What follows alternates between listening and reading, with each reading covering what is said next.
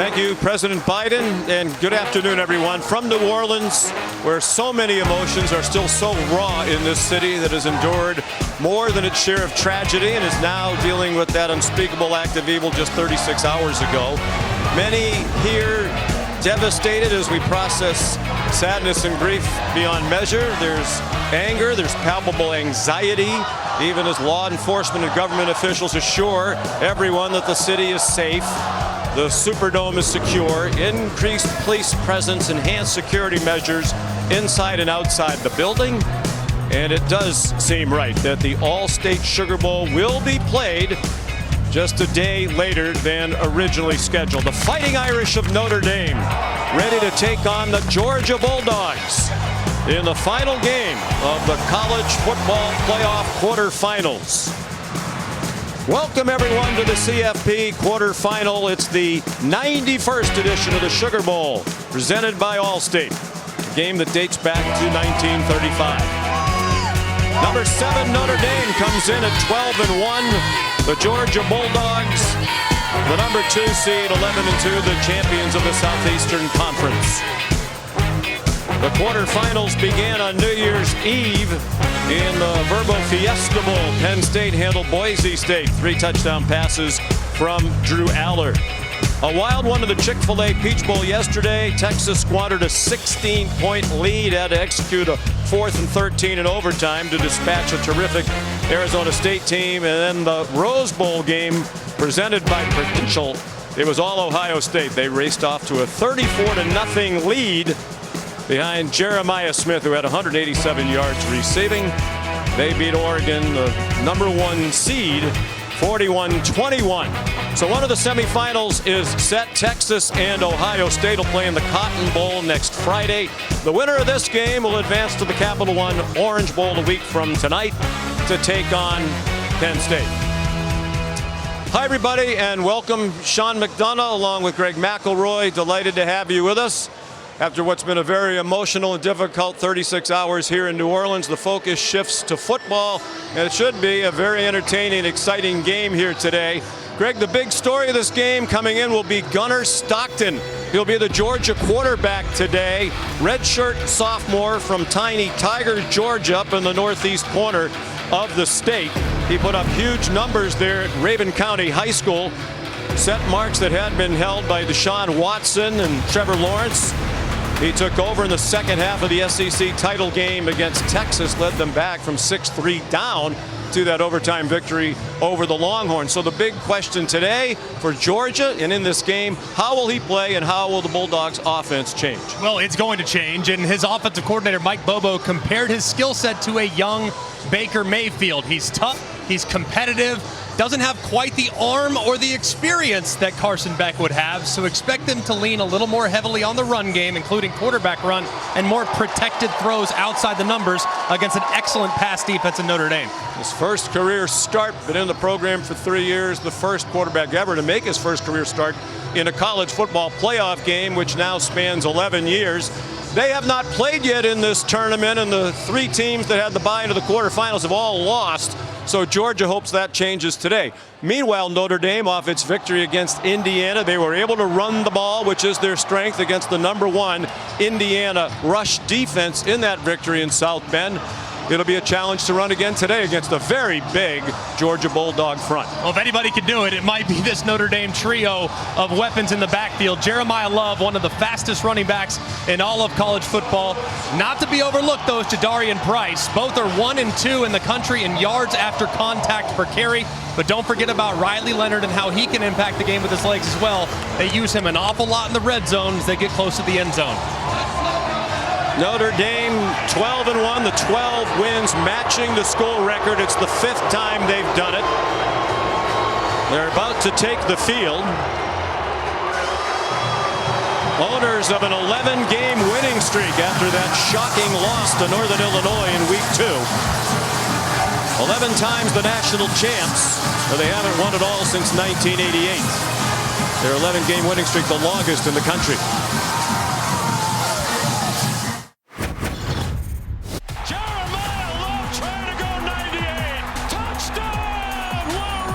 They're probably the best group of backs we've faced this year. The athleticism of the quarterback, his ability to escape the pocket. At the end of the day, you got to tackle these guys. Really good defense. Fast, physical, fly around, sideline to sideline. It does start up front for them, just like it starts up front for us. We have three pillars here: out hit, out hustle, and out compete. It's win or go home.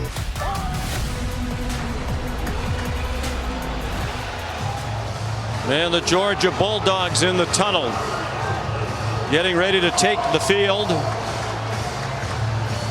They haven't played since that SEC title victory over Texas on December 7th. They arrive at 11-2.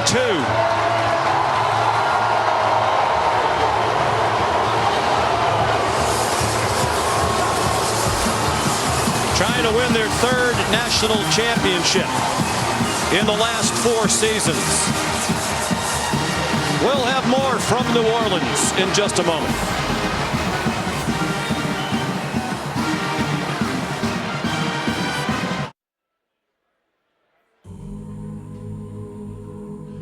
It is a scene unlike anything we have seen before.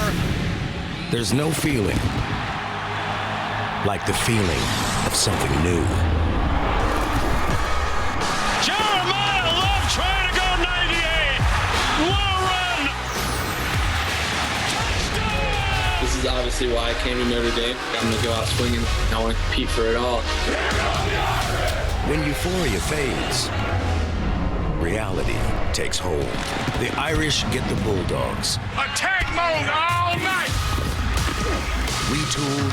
His team has been sparked by Gunnar Stockton. Rested. And ready. It's win or go home. It's that simple. Notre Dame. Since week 2, we've been playing in a playoff game. Right now, stop right now! Give everything you've got! And Georgia. We're built for this now. We're built for this. You cut it loose. Let's go.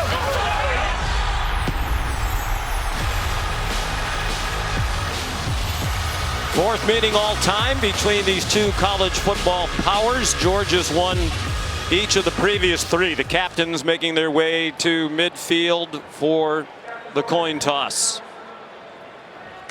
Here's the referee, Michael Vandervelde of the Big 12.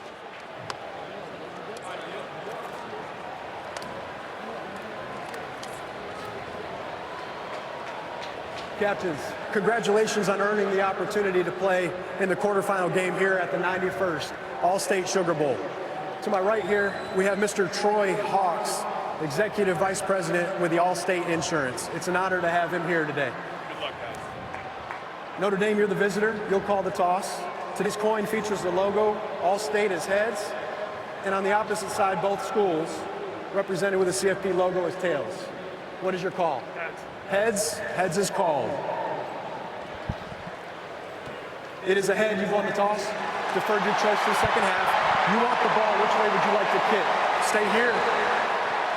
Notre Dame's won the toss. Deferred their choice to the second half. Georgia's going to receive on the Dave Dixon side of the field. Gentlemen, have a great ball game. We have great reporters on each sideline. Let's start with Molly McGrath with Marcus Freeman. Thank you, Sean. Coach, your defensive front lost a force in Captain Riley Mills. How do you generate pressure on Gunnar Stockton without him? Well, you're going to have to generate it through schematic things, but also just through relentless effort. You're not going to replace Riley Mills with one person, but we got to replace his production with multiple people and play relentlessly, and that's what they'll do. All right, thank you, Coach. All right, thank you. Now let's go to Laura with Kirby Smart. All right, thanks, Molly. Coach, what is important for Gunnar Stockton getting his first start as your quarterback in this game? Play with confidence, play with poise. A running game would mighty help. And then what do you need to do defensively against Riley Leonard and that Notre Dame offense? Try to make him one-dimensional. He's a really talented player. He's got great arm talent, and he can run. So really control the line of scrimmage. All right, thanks so much, Coach. Thank you, Laura. Sean. All right, Laura, thank you. Notre Dame deferred, and that'll put Gunnar Stockton and the Georgia offense on the field first. One quick development. Mitch Jeter back as the kickoff man. He was the first half of the year, and then he suffered a groin injury in week 6, kicking off against Stanford. Eddie Goins had been kicking off since, but Jeter feels he's fully healthy now, so he's the kickoff man. Much more of a touchback kicker. 18 of his 28 have gone for touchbacks. This one will as well, over the head of Anthony Evans. So here comes Georgia, led by Gunnar Stockton, who appeared in 4 games this season and played the second half and overtimes against Texas. Not eye-popping numbers, but from the minute he entered the game, they moved the football. They scored points on 3 of his first 4 possessions. He really galvanized all 10 other players in the huddle. They elevated their level of play, and it became difficult to defend with a mobile option at quarterback in the absence of the excellent Carson Beck. First start for Stockton since 2021 in a state playoff game.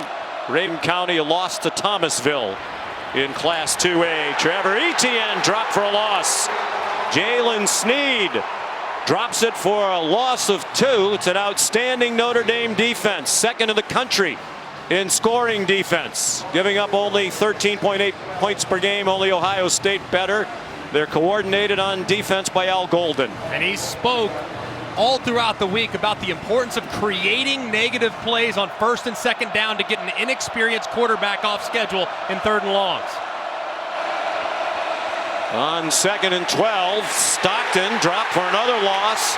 A loss of a yard. Joshua Burnham, the defensive end, on the tackle. Junior from Traverse City, Michigan. 3rd down and long. Exactly the situation. No team likes to be in 3rd and long, but particularly first possession in the first start for a new quarterback. And going against a pass defense that is electric. They're a little thin on the outside with the loss of Benjamin Morrison, the All-American, but Leonard Moore and Christian Gray have been excellent at corner all season long. Notre Dame's played that excellent defense despite a lot of injuries, and more with the loss of Mills. Deep throw, incomplete. The Georgia sideline wants a flag on Christian Gray. Dylan Bell, the intended receiver, and there is a flag on play.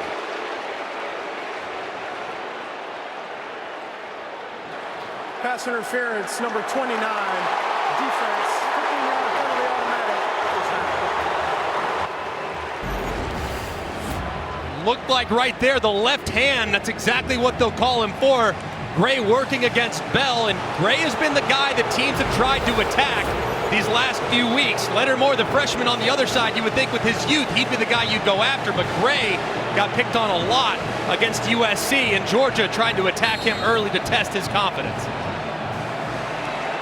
As much as people have talked about the cornerback play for Notre Dame, they're outstanding in pass defense. Second in the country. Here's some trickery. Cash Jones flipped it off to the speedster Arian Smith, and he's dropped for a loss.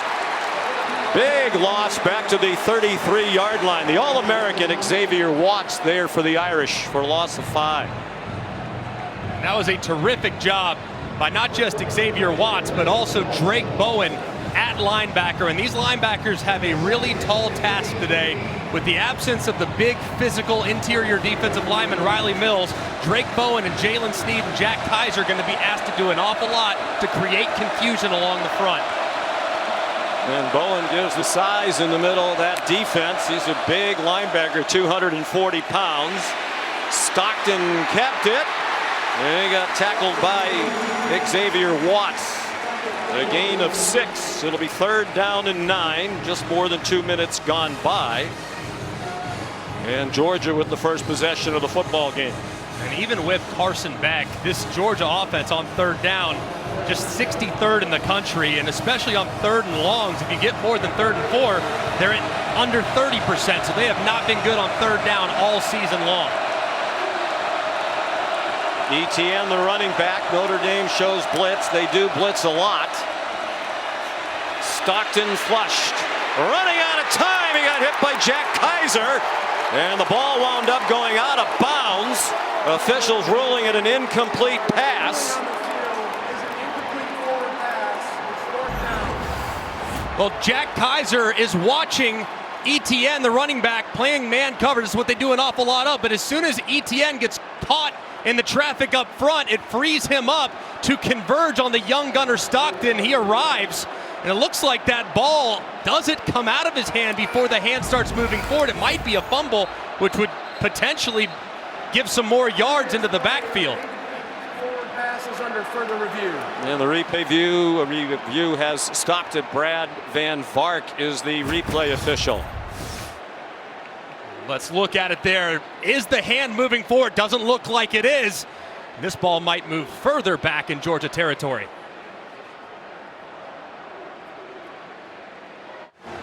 After the replay review, this was deemed a fumble instead of an incomplete forward pass. So it's a difference of 12 yards. They've moved the ball back now to the Georgia 27. And with the attention on Gunnar Stockton, here's another big story. Drew Miller is also a first-time starter. This is his first career college punt.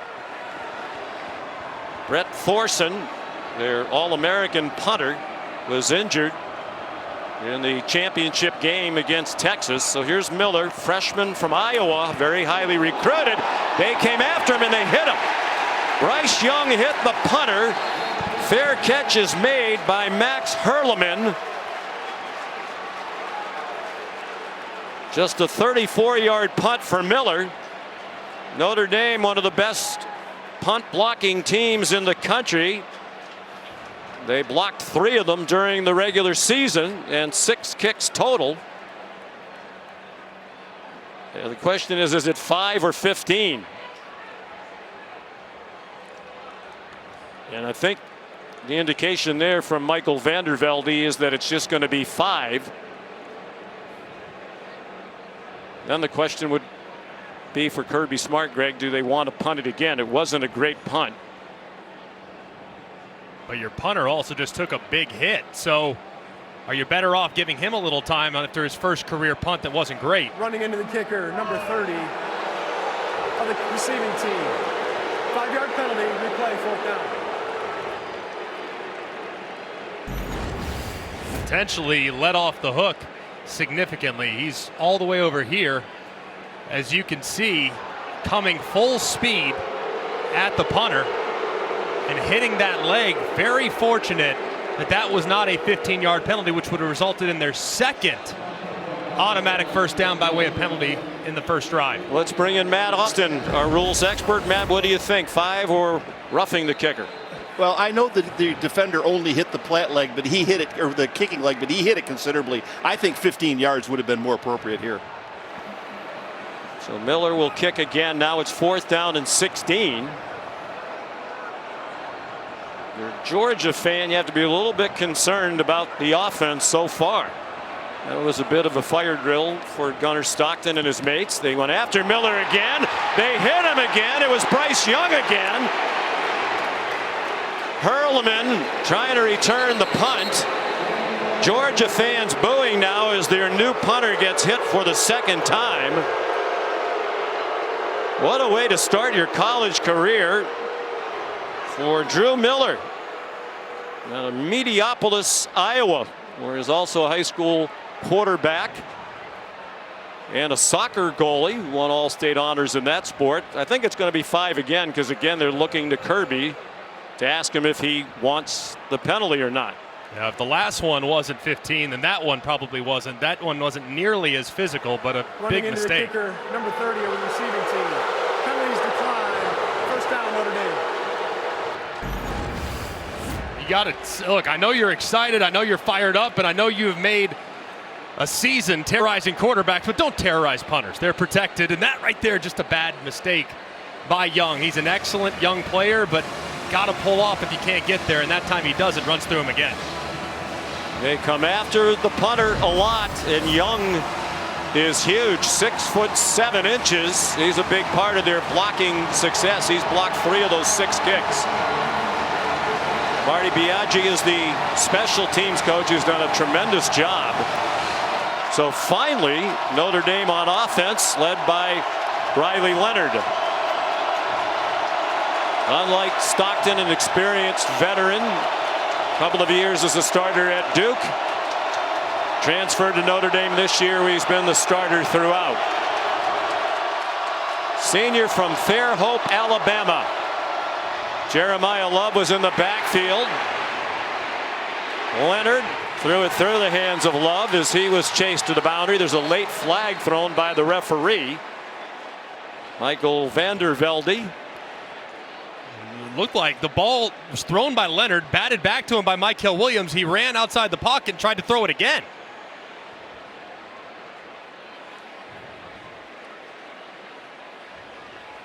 A lot for the officials to sort out very early. Pass. The quarterback threw a second forward pass. That is a loss of down and a 5-yard penalty at the spot of the foul. Second down. You quarterbacks are always trying to get away with something. Maybe they didn't see me throw it. It was a pretty heads-up play by Michael Williams, knowing he wasn't going to get home and putting his hands up to deflect the pass. But Riley Leonard, saved the hit, I suppose. It's the same result. Throw it away, but big mistake there. Trying to enhance his passing stats. He struggled early on at Notre Dame, learning a new offense, new teammates, particularly rough outing in that loss to NIU. But since then, he's been rock solid and an improved passer, especially with downfield accuracy. They tried to bring a blitz. Jeremiah Love across the 25, tackled by Jalen Walker, the Butkus Award winner, as the best linebacker in the country and an All-American. Both these teams really made it a high priority not to get into third and long situations because of the great pass defense that Notre Dame has. That's why Georgia wants to avoid it. Notre Dame wants to avoid it because the elite pass rush that you see from the Georgia Bulldogs, headlined by the Butkus Award winner Jalen Walker. Aeneas Williams is in. He's frequently in on third down and running back. Excelled in that role in the win against Indiana. Bo Collins went in motion. He's their leading receiver. Leonard, nervous feet, throws it away. He was under pressure from Jalen Walker, who can do it all at the linebacker spot. And you see a lot of movement on the left side. Look at all these three guys right here, which allows Jalen Walker one-on-one. On the right-hand side, they slide their whole offensive line to the left, allowing that one-on-one, and Walker's able to almost get home. He doesn't quite get it. Might have gotten away with a hold too by Wagner, the right tackle, who had to grab that jersey. And either way, deflected pass and a great start for the Georgia defense. James Rendell is the Notre Dame punter from Melbourne, Australia. That's a boomer, and Malachi Starks fielded it at the 19-yard line. 53-yard punt. Talking with Mike Bobo, and how do you get a young quarterback comfortable in a setting like this? And he said, hey, look, our first 10 plays are going to probably be our most reliable plays, the plays that he's had the most reps with, not just this bowl prep, but throughout the entire season, fall camp, summer, even spring ball. So these are their best plays, and so far it hasn't been a great start with their effectiveness running them.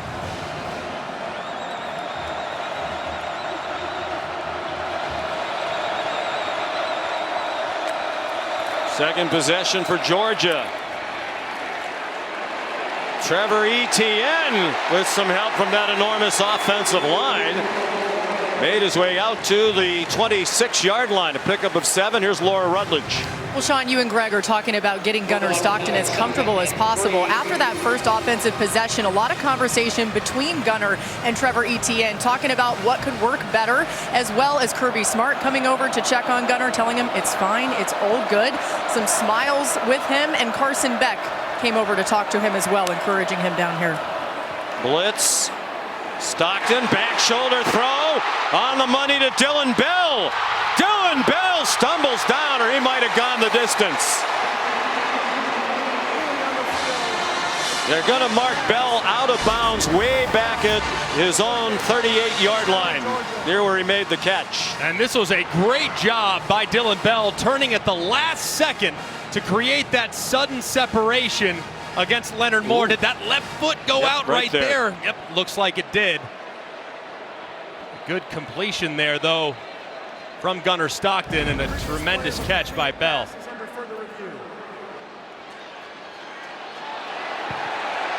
And they said they were reviewing it to see if it was a completed pass. And we'll give you the verdict when we come back. The All-State Sugar Bowl is underway in New Orleans. The CFP Quarterfinal at the All-State Sugar Bowl is brought to you by Allstate. You're in good hands. AT&T, connecting changes everything. And Taco Bell. Aerial coverage provided by Goodyear, the best seat in the house since 1925. Happy 100th anniversary to the Goodyear blimp.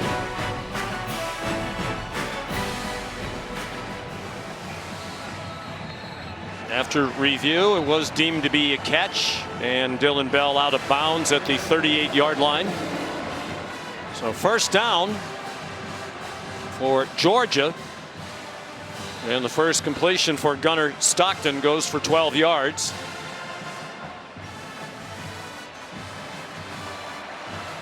Played in 4 games this year, 4 games last season. In 2022, he was on the scout team all year behind Stetson Bennett and Carson Beck. Trevor Etienne weaves ahead for a yard. Adon Schuler, excellent defensive back, made the tackle. This Georgia offensive line is massive across the board. They feel like they have a lot of physical prowess and ability to just lean on what is now a relatively undersized Notre Dame defensive front, so expect them to continue to pound inside where they have nearly a 50-pound advantage along the front. Nate Frazier in at running back now. He's actually their leading rusher for the year because Etienne missed 4 games. Good tackle along the boundary by Schuler on Dillon Bell. And just a 2-yard pickup for Georgia. Ordinarily, Notre Dame along that defensive line, Greg, just likes to line up and play it pretty straight. And Al Golden said Riley Mills was the best at just slugging it out with a big offensive line as Georgia has. With some smaller people taking the place of Mills, he expects to move the front around a lot more than he ordinarily does today. Yeah, with 2 defensive tackles that are around 280 pounds, they're going to have to get creative and use athleticism as opposed to size to weather the storm of that offensive front. Just a 4-man rush on Stockton. Beautiful throw. Delivered with confidence. A strike to Dillon Bell for a 10-yard gain. And a 3rd down conversion for Georgia. And man coverage, and that's not the guy that they've been going after against Notre Dame. Howard Cross nearly gets a hand on it, but the accuracy right on the upfield shoulder from the big body Bell, who catches it with some speed over the middle. It's a great conversion and throw for the young quarterback. An anxious moment as Bell secured it. Georgia's had problems with drops all season long, particularly by the wide receiver core. Stockton, another rocket of a throw to Dominic Lovett. And he's near another first down. Xavier Watts made the tackle. They're going to mark him just short by about a half yard. Lovett is a guy they need to continue to get involved. He's so good with the ball in his hands. It can become a #1 receiver if they continue to give him looks. 2nd and short. They went with some tempo, and Nate Frazier, the freshman from Compton, California, ahead for 5. And the Bulldogs on their 2nd possession, crisply on the move now. Really good rhythm to this drive too. They've mixed in a little bit tempo. They've been able to mix some of their formations. They've run it to the inside. They've taken a couple shots against man coverage. And now with 1st and 10 around the 36-yard line, I'd be thinking maybe taking a shot if I'm Mike Bobo, the offensive coordinator. He knows he needs to be aggressive in this part of the field. Bobo himself, a former Georgia quarterback back in the mid and late 90s. Stockton, short throw to Etienne, who's out of bounds after a pickup of 1.5 yards. Laura? Well, Sean, something to keep an eye on for Georgia. Wide receiver Dillon Bell is currently in the medical tent, and Cash Jones is dealing with a right shoulder injury. He's in the locker room, but Georgia officials telling me he is expected to return. Jones particularly important on 3rd down for that Georgia offense. So Gunnar Stockton 5 for 5. Settling in on the 2nd possession. Carries for 1 yard.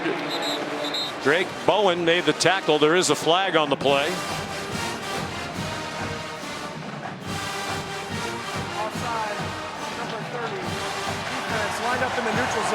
5-yard penalty, second down. Bryce Young, who's twice run into the punter and now lines up offside. He's the son of the great NFL Hall of Famer Bryant Young. And you see that line of scrimmage. I mean, that left hand is in the neutral zone, and the helmet, that gold helmet, beautiful gold, shiny helmet. Can't miss that. You might be able to get away with it if you didn't have such a beautiful golden dome on top of your head, but he's got to settle down a little bit. A few too many mistakes. Are you talking about my golden dome or some nice helmets in this quarterfinal? Love the Oregon helmets yesterday. Frazier, the running back. And he gets stacked up just short of the first down. Junior Tui Alamaka at the bottom of the pile for Notre Dame. Here on a 3rd and short plus territory. Probably thinking about 4-down territory too. I mean, this could be a spot where if you like to run it, that's no problem, but you're probably going to keep your offense on the field when you get to this down and distance. So Frazier is the running back. Cash Jones emerging from the medical attention. And a flag thrown.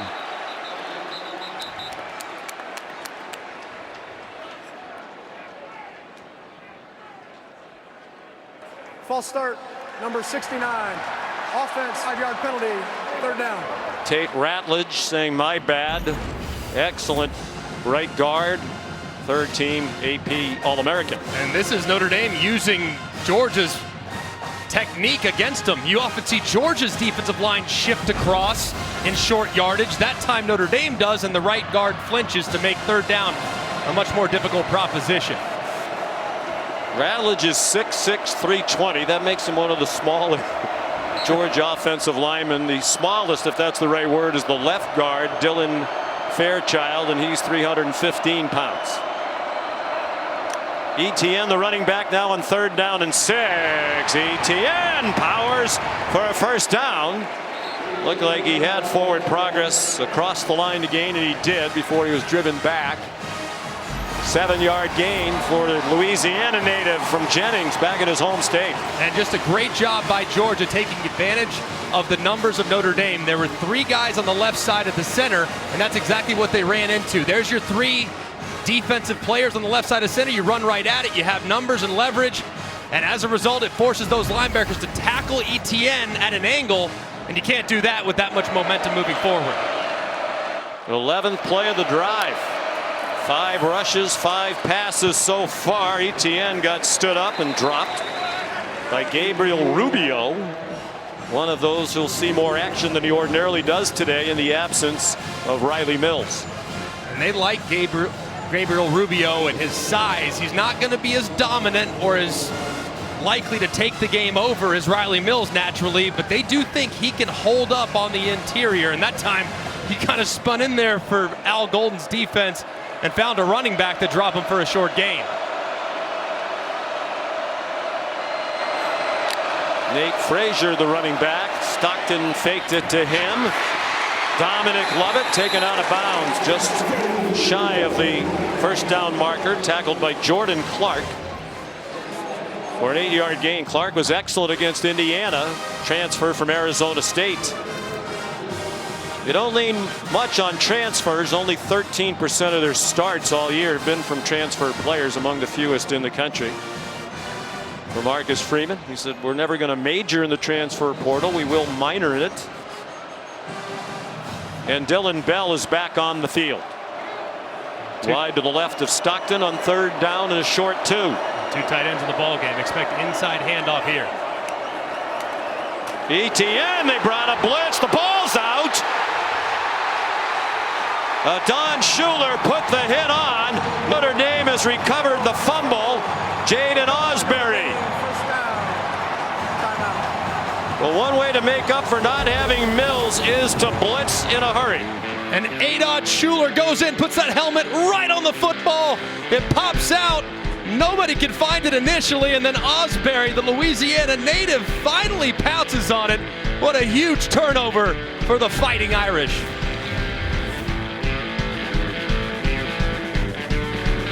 A special presentation of ESPN, home of the College Football Playoff National Championship game, presented by AT&T. Notre Dame with the takeaway. They've made a living with the takeaways all season long. The only game they did not at least fare evenly in the turnover margin was their only loss to Northern Illinois. 30 takeaways, tied with Texas now for the most in the country. And they're plus 17 is the first career lost fumble for ETN. Jeremiah Love on first down. And that includes Trevor's time at the University of Florida, where he played a couple of years before transferring to Georgia this year. Total of 65 career carries without a fumble prior to that one.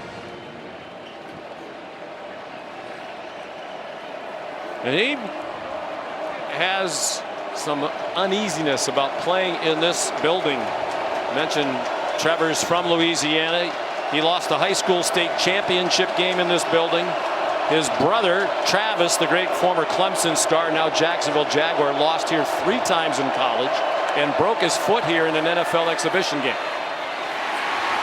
Jordan Faison, the catch and run. He was the receiving star of their win against Indiana with 7 catches for 89, and this one goes for 14. I think he's the toughest cover on this entire Notre Dame team. He's so quick. He's got big-time top-end speed. Showed it in the game against Indiana on the big post that he caught. And there, Daniel Harris, no chance on the in-breaking slant where tons of separation was created. First down for Notre Dame. They haven't had the ball much. Georgia's had more than 10 minutes time of possession. Jeremiah Love, who started off this college football playoff with a 98-yard touchdown run, the longest in the 11-year history of the CFP, matched the longest in Notre Dame history. It's the first touchdown of the game against Indiana. He told us at Media Day a couple of days ago he wasn't sure how effective he'd be. He was really bothered by the flu. You wouldn't know it. His carries were down a bit in that game because of the illness. Number 59, offense, 5-yard penalty, second down. And Neil Wagner, the right tackle for Marcus Freeman in his 3rd year as Notre Dame head coach. Here's Molly. Well, Sean, you mentioned Jeremiah Love's illness. He told us just 2 days ago he's still feeling the lingering effects of it. He's congested, has shortness of breath, admitted he felt like he was going to pass out at times during the Indiana game, but it obviously didn't affect his performance, but they are monitoring him closely, guys. At least it's a lot warmer in here today. He was dealing with flu-like symptoms in 20-degree-plus temperatures. Mitchell Evans the catch, and he's dropped by K.J. Bolden. Freshman all-SEC player out of Beaufort, Georgia. 1-yard gain for Notre Dame in the final seconds of this first quarter. Yet another difficult 3rd down approaching Riley Leonard. It's twice now they've been way behind the sticks, inviting that athletic pass rush from Georgia to wreak havoc. That's the end of the first Georgia quarter. had a 7-minute drive that ended in a fumble. No score at the end of the first quarter. This is the All-State Sugar Bowl from New Orleans.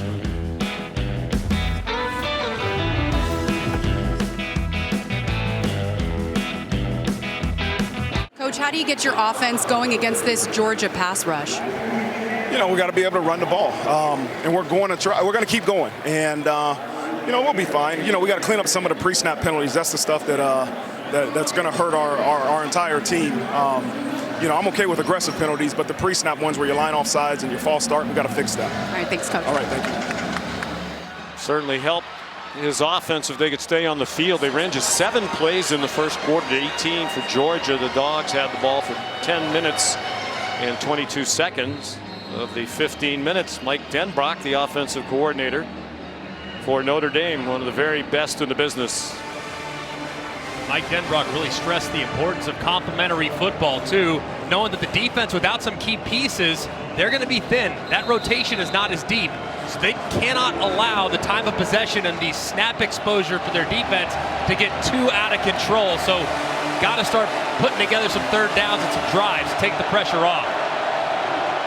Notre Dame's had just 1 first down. This is 3rd down and 11. The Irish On their own 26, Leonard into a crowd. Good catch made by Jaden Harrison. And a good tackle by the All-American safety Malachi Starks. Just a 4-yard gain, and the Irish will punt again. Yeah, and they just cannot continue to live in 3rd and long situations. Coming into this game, they've converted just 10 of 62. That's the 2nd worst conversion percentage in the Power 4 behind Wisconsin. So they have got to get to more 3rd and 3 to make sure that they can avoid those long yardage pass rushers. Rendell, low spinning kick this time, takes a great bounce for the Irish for a bit. They'll be down near the 22. Looked like Gunnar Stockton started to find a rhythm in the last possession for Georgia.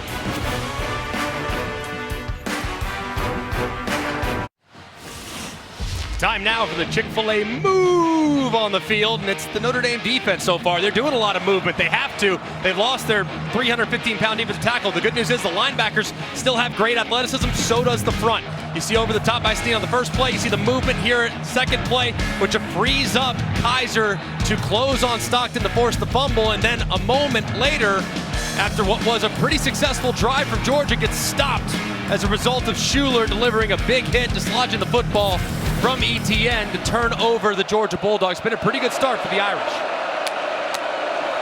ETN, the running back, play action fake by Stockton. Arian Smith behind the defender. He is one of the fastest men in college football, and they caught him. Xavier Watts got him at the 11-yard line, and then a late flag thrown by the side judge. He beat Christian Gray in coverage for 67. And look at how fast Arian Smith, Christian Gray kind of squatting there, thinking the route's going to be underneath. You can't do that against one of the fastest men in college football. Arian Smith goes right behind him. The ball is perfectly thrown to the outside shoulder, and while drops have been a challenge at times for Arian Smith, it was not right there. It was a great throw and a great catch down the sideline. And you saw at the end, the side judge collided with somebody on the Georgia sidelines and reached for his side, and then as he marked the ball out of bounds, he threw a flag. It's J.B. Garza. And they're assessing a penalty against Georgia.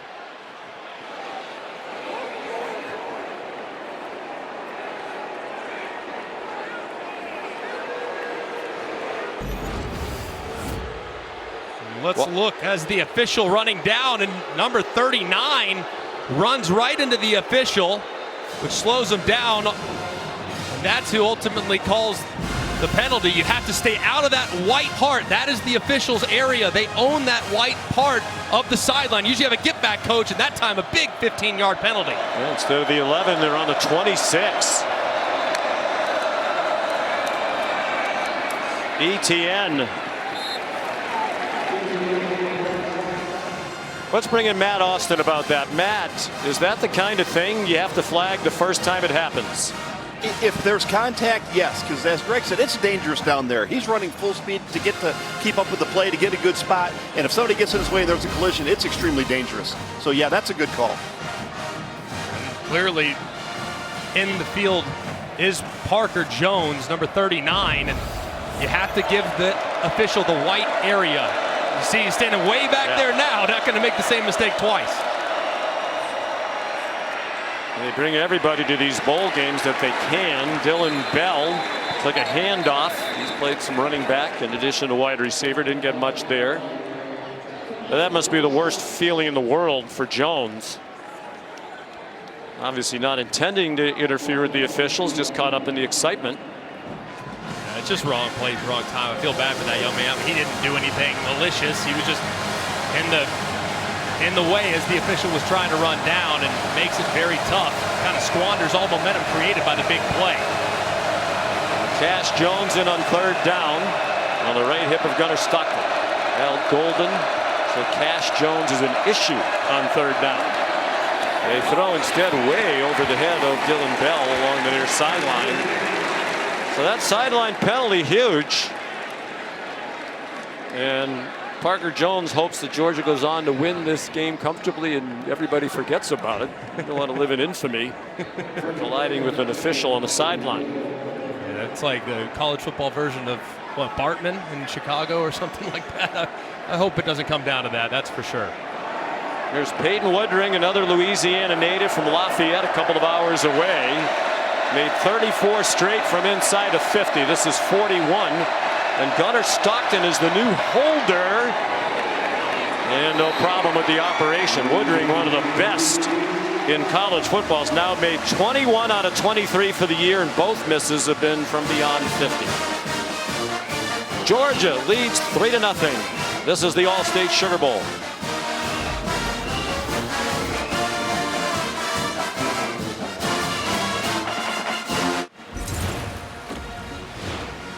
This season, All-State celebrates every field goal and extra point made by participating universities by making a donation to the university's general scholarship fund. Thank you, All-State. 3 points on the board off the foot of Peyton Woodring. And a 3-0 Georgia lead. Notre Dame had not trailed at any time during their previous 6 games. Woodring kicks off, and no chance for Jaden Harrison to return it.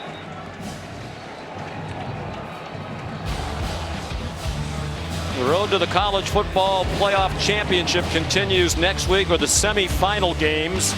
The winner of this game will advance to the Capital One Orange Bowl a week from tonight, Thursday, January 9th, to take on Penn State. And then the Goodyear Cotton Bowl Classic, Ohio State and Texas. On Friday, January 10th, Ohio State has clearly been the best team in this playoff so far. A couple of dominant wins. Haven't trailed since they trailed early against Georgia Tech, which turned out to be a fairly easy Notre Dame win. Riley Leonard on target to Jordan Faison. Just 7 plays run in the first quarter for the Irish, their fewest in a first quarter since 2015. I think Mike Denbrock going to have to do things like he just did on that last play. Move the pocket a little bit. Get the athleticism of Riley Leonard. Make Georgia's defenders think about that by changing the launch point and getting him an easy completion.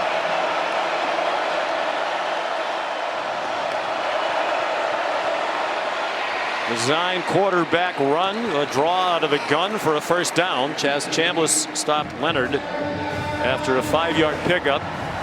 Riley Leonard's from not too far away. Easy drive to Fairhope, Alabama, Mobile Bay. His family here, that's his mom, Heather, with the kind of anxiety on her face that you typically see from a parent watching her son play. Jadarian Price is in at running back now. He stumbled as he crossed the line of scrimmage. Ty Ingram Dawkins, the tackle for Georgia. Jadarian Price would likely be the top back just about anywhere else in the country, not named maybe Ohio State. One of the best in the country as far as yards after contact. He runs so low to the ground, but he's really powerful, and don't sleep on his speed. Not as fast as Love, but still very capable on the outside as well. Love and Price both off the field with Aeneas Williams, the running back. Another design run from Leonard, weaving through the traffic. Riley Leonard with the biggest play so far, and then it looked like they grabbed his face mask. The Irish sideline wants a flag. It's a gain to the 29-yard line of Georgia. And it's a little bit of a counter, but that play's designed to hit to the left-hand side. Riley Leonard sees a lot of green grass to the right. He cuts it back, and there's plenty of space for him to get out to the open field. That's great vision by the quarterback. Smacked in the helmet, but not a penalty against Raylan Wilson.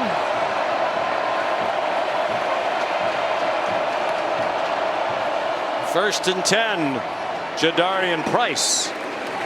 Talk about yards after contact. There's an example of it. Now there is the play. Well, it does look like they twisted him by the face mask. Matt Austin, what do you think? Well, it certainly could have been called. Anytime you get a part of the face mask and twist or turn the helmet, it could be a 15-yard penalty, but didn't get it this time. Looked like enough of a twist to warrant 15 yards to me, Sean. I'm surprised they missed that one. Yeah, it was pretty obvious even from here. His head spun around. First replay just looked like he got slapped off the side of the head. Nice play by Dalen Everett to break up a pass intended for Jaden Thomas. Everett was the MVP of their SEC championship game win over Texas. He had 2 interceptions. It's a very aggressive secondary. They're going to be physical with these receivers. Everett, you can see the hand kind of been grabbing around. Number 83, Jaden Thomas, didn't get the call, though. It's going to be a physical game on the perimeter. Both sides very much like to interact and be aggressive against those receivers. Aeneas Williams, the running back. They are in field goal range with Jeter healthier. Quick wide receiver pop to Jaden Greathouse and nowhere to go there. Georgia was ready for that with Xavier McLeod and Smile Munden. So here comes Jeter. Field goal kicking a problem for much of the year. Mitch Jeter, first-year transfer after 4 at South Carolina, where he's one of the best in the country. But injured his groin in week 6 against Stanford and really struggled. Notre Dame had the worst field goal kicking combined in the country. They were the only team in the regular season under 50%. But Jeter struck it well in that game against Indiana. And that's his usual form. From 44, it's a tie game. 8:20 to go in the first half.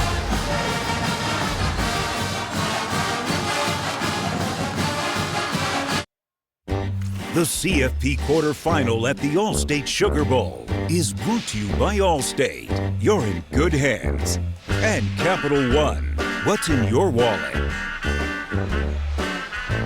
Scenes from the first meeting between these two schools in the 1981 Sugar Bowl and the 1980 season national championship for Vince Dooley and the Bulldogs, led by a true freshman running back, Herschel Walker, who ran for 150 and 2 touchdowns against the Irish and was the Sugar Bowl MVP.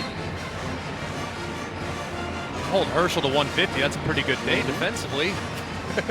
Herschel suffered a separated shoulder in the first quarter of that game. Played the rest and led them to victory. President Georgia native Jimmy Carter was in attendance with about 3 weeks to go in his term, and our condolences to the Carter family on the passing of President Jimmy Carter. So Mitch Jeter will kick off after his field goal. Growing healthier in large part because his dad, Andrew, a chiropractor back in their hometown of Salisbury, North Carolina, has made some trips up to South Bend to help his son get aligned properly and get back fully healthy. His kickoff is a touchback over the head of Evans, wearing shorts today. ESPN Bowl Mania continues with an ACC-SEC clash. After we're finished here, it's the Tax Slayer Gator Bowl. Duke and Ole Miss. First ever appearance of the Gator Bowl for Duke. Terrific 9-win season for Manny Diaz in their first season with him as the head coach. Ole Miss hasn't been to the Gators since 1990 when they lost to Michigan. Tied at 3 nearly midway through the second quarter. First and 10 Dogs from the 25. Stockton taken down from behind and did well to hang on to it as he did not see junior Taliamaka coming after him. And Tuihalamaka goes right around Monroe Freeling. This left tackle position has been a bit of a problem all season long for the Georgia Bulldogs. It started with Ernest Green. He got banged up, was replaced by Freeling, which calmed things down a bit. But this time Tuihalamaka comes right around the edge and drops Stockton again in the backfield. First sack for the Irish for Tuihalamaka, junior from California. His 3rd sack of the year. On 2nd and long, Oscar Delp, the tight end, for a first down. They convert on 2nd and 18 as Stockton fired to his roommate and very close friend Oscar Delp for 21. With all the man coverage that you're going to get from Notre Dame, quarterbacks are naturally thinking working against tight ends and running backs. You can find a favorable matchup for your tight end like they did right there with Delp. Take it. They're going to create a ton of separation.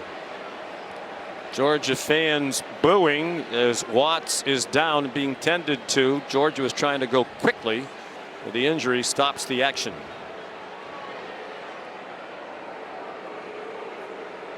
Taco Bell bringing the Live Más student section and its students to the All-State Sugar Bowl. They picked up the tab for 250 students from each school. So these passionate fans become cheer on their teams, wearing Live Más student section scarves, some of them.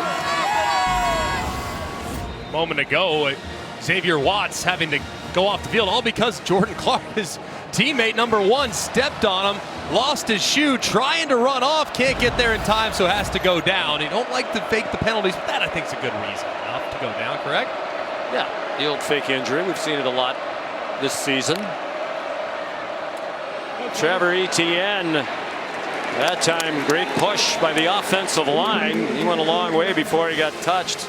Tackled by Leonard Hamilton, but a gain of 8, and Xavier Watts with the shoe back on is quickly back in.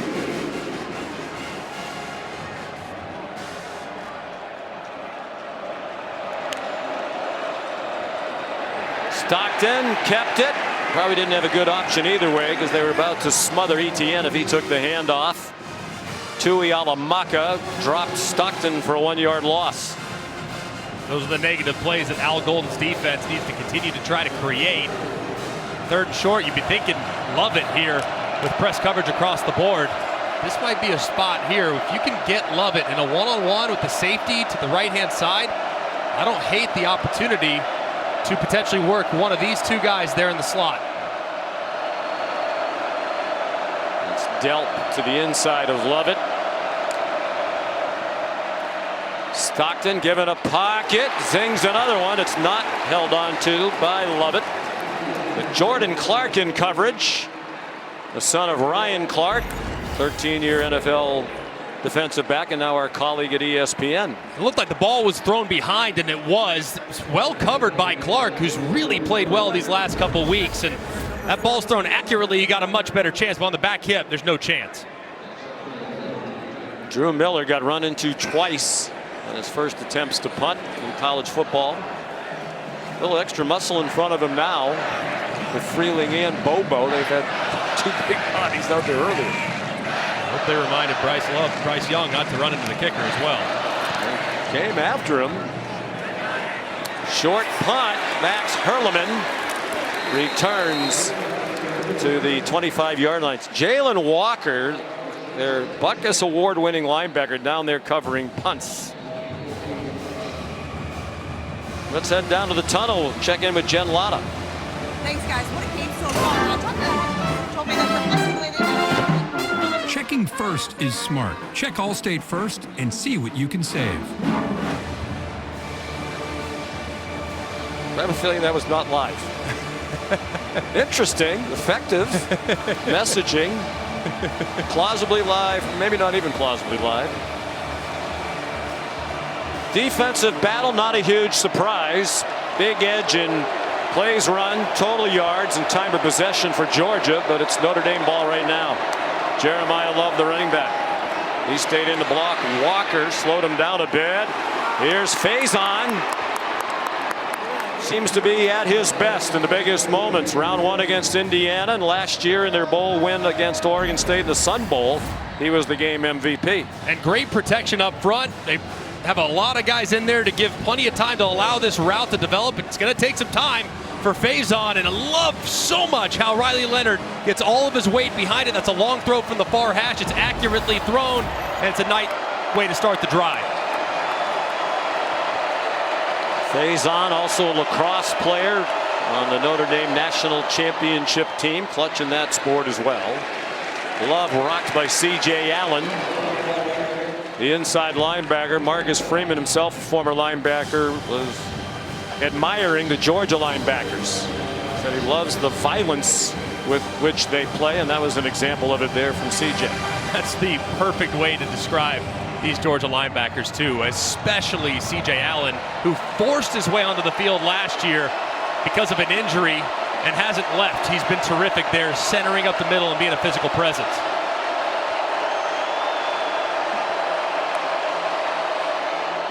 2nd and 8. A little bit of a crease that time for Jeremiah Love. Kristen Miller, Nazir Stackhouse, two members of the defensive front, held Love to a 5-yard gain. He averages nearly 7.5 per carry. Just 90 yards of offense for Notre Dame. Third down and 3 in a tie game with under 4 minutes to go in the first half. They're 0 for 3 on third down. Walker bowls his way toward Leonard, who ran out of room, and his pass deflected out of the air. Walker has shown speed, and that time he showed the powers. He came from the right end of their defensive line. And this is so hard on Anthony Knapp, the true freshman, working against the best linebacker in the country. One-on-one, he gets that left arm up inside, tries to hang on for dear life. Riley Leonard recognizes it immediately, is flushed to the short side of the field where there's nobody home, and another nice third down stop for the Georgia Bulldogs.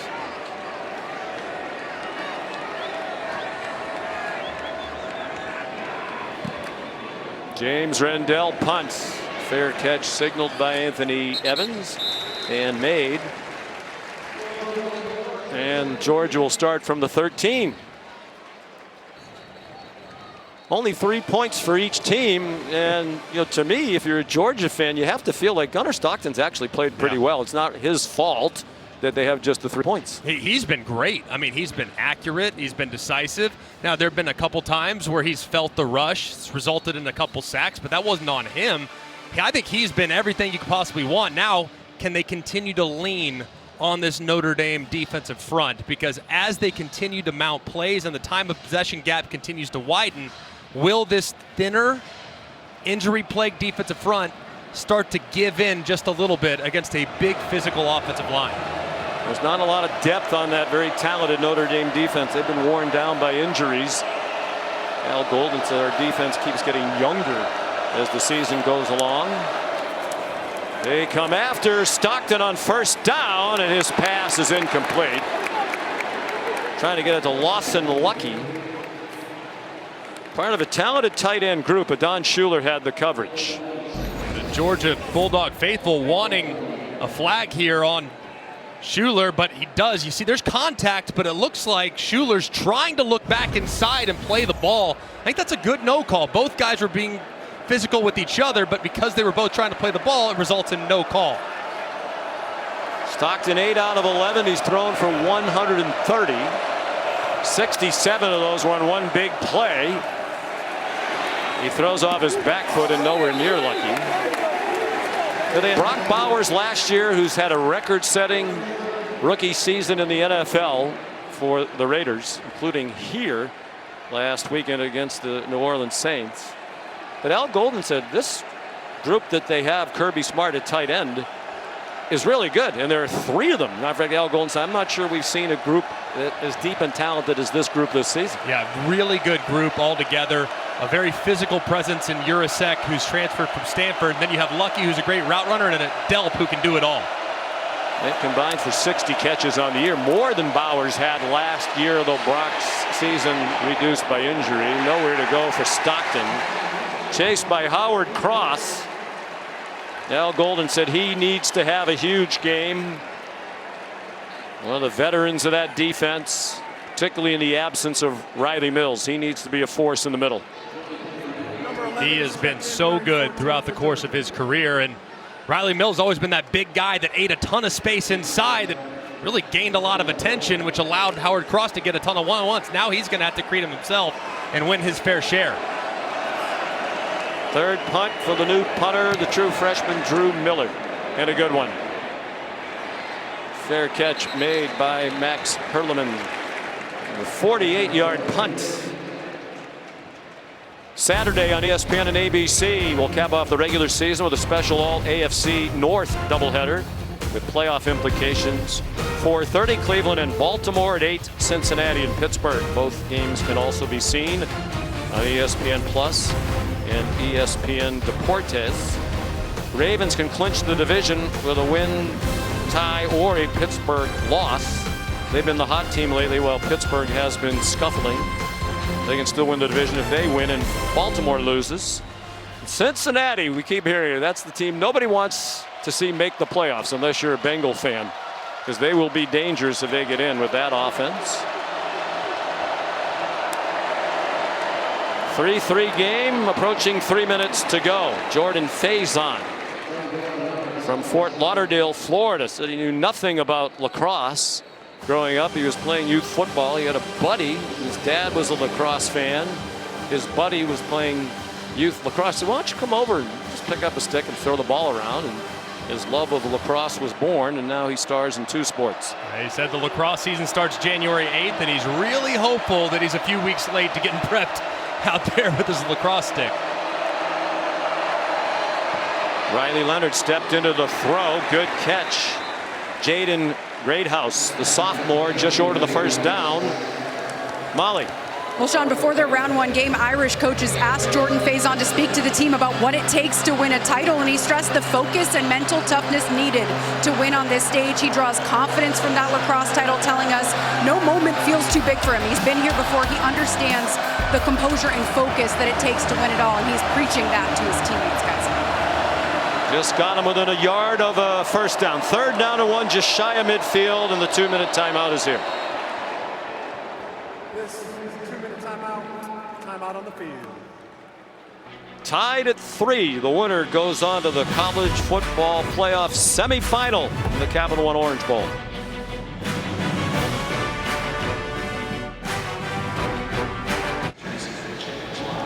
We're back in New Orleans, and coming your way on the Mercedes-Benz Halftime Report, I'll be joined by Tim Tebow, Jordan Rogers, Roman Harper, talking about what we've seen, this defensive battle in the first half, and what we need to see from both of these teams in the second half. They're the guys over there, and of course, figure out exactly what needs to happen for Notre Dame. They get the ball first half. Well, Tim would like these 2 quarterbacks, both dual threats, like he was.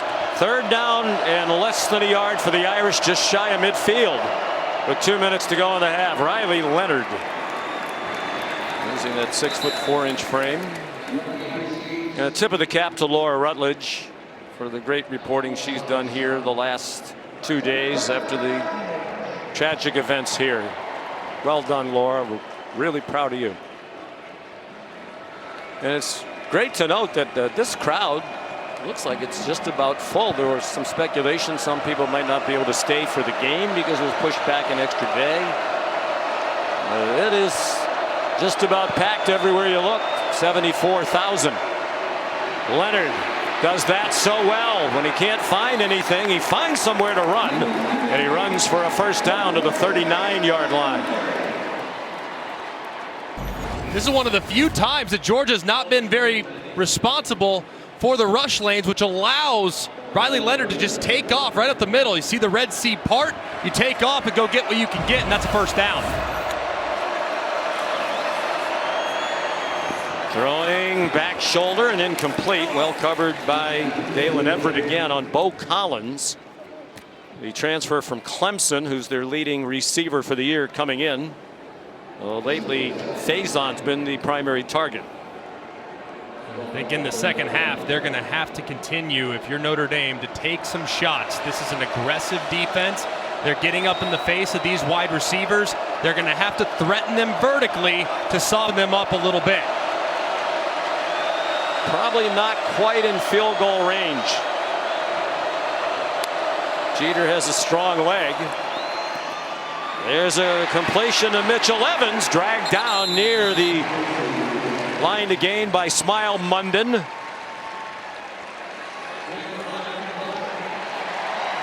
AT&T connected cam shows you exactly where Mitchell Evans went down, and they gave him the first down. I think that's a good call. 29-yard line. 1 minute to go. 3 timeouts on each side and a big sack. Smile Munden. The first sack of the day for Georgia. And a timeout called by Notre Dame. Notre Dame has called their first charge. Timeout. 30 seconds in length. And this is a critical error right here. You got movement all the way across, and Smile Munden comes around Nias Williams, who blocks up inside on Allen. Leonard runs right into it. You cannot take a sack in that scenario. You're in field goal range. A sack knocks you out. You have to anticipate pressure from the opposing defense. Riley Leonard's played way too much football to make a mistake like that. Now, on 2nd and long, you gotta get half of it back to get yourself back within striking distance of a field goal. Smile Munden, senior, missed 4 games this year with a foot injury. He's been a big part of their successes in recent years. Georgia defense that hasn't put up the same kind of numbers, and many have asked, has there been a drop off? You know, Kirby Smart told us he thinks a lot of the stats on both sides of their football are a result of the fact they've played the toughest schedule in the country. The schedule has a lot to do with it, but they also have had to deal with a lot of guys that have been in and out of the lineup from time to time. Smile Munden being one of them there at middle linebacker.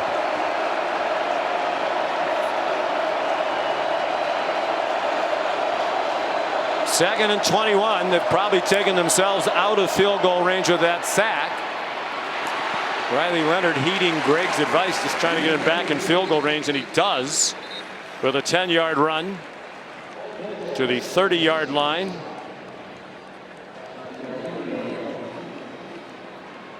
Looked like somebody called timeout, or maybe they stopped it because the helmet came off. Xavier McLeod's helmet came off for Georgia. The officials have stopped the clock for the moment as they confer about that. They're going to potentially assess a 10-second runoff because the clock had to stop the player to get out. Due to the helmet coming off by the defense, the 10-second subtraction has been declined by Notre Dame. Clock will start on the snap. Which is a break for Notre Dame, because it would have been a running clock. So they are able to preserve some time. Still 2 timeouts. And now back to the original down and distance on 1st and 10. Anticipating pressure from Georgia, trying to knock you out of field goal range. So the answers from Riley Leonard, he's got to get it out quick and be decisive with where he goes with it. Mitch Evans, the motion man. And a low throw for Aeneas Williams and an incomplete pass. Williams had his operation, or rather Leonard had his operation speeded up, and Williams could not make the catch. So here comes Jeter. He showed that he was healthier in the last game against Indiana, and we made a couple, including one from 49, which is his longest of the season. Made one from 44 today. This is from 48. A graduate student from Salisbury, North Carolina, outside Charlotte. Georgia has called their first charge time out of the half. 30 seconds in length.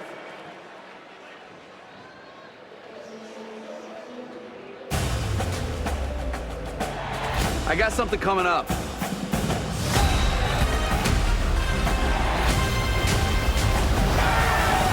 Something kind of big.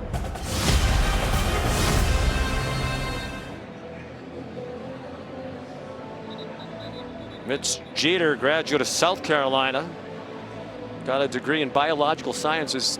Said he might want to be a chiropractor like his dad, who's helped him get healthy for tonight. But now he's at Notre Dame studying business analytics. Jeter family here, nervous, with a concentration in sports analytics. He should be the one to tell Marcus Freeman when to go for it or when not to go for it. He's glad the coach opted for a field goal try here. Thanks for the healthy groin, Dad.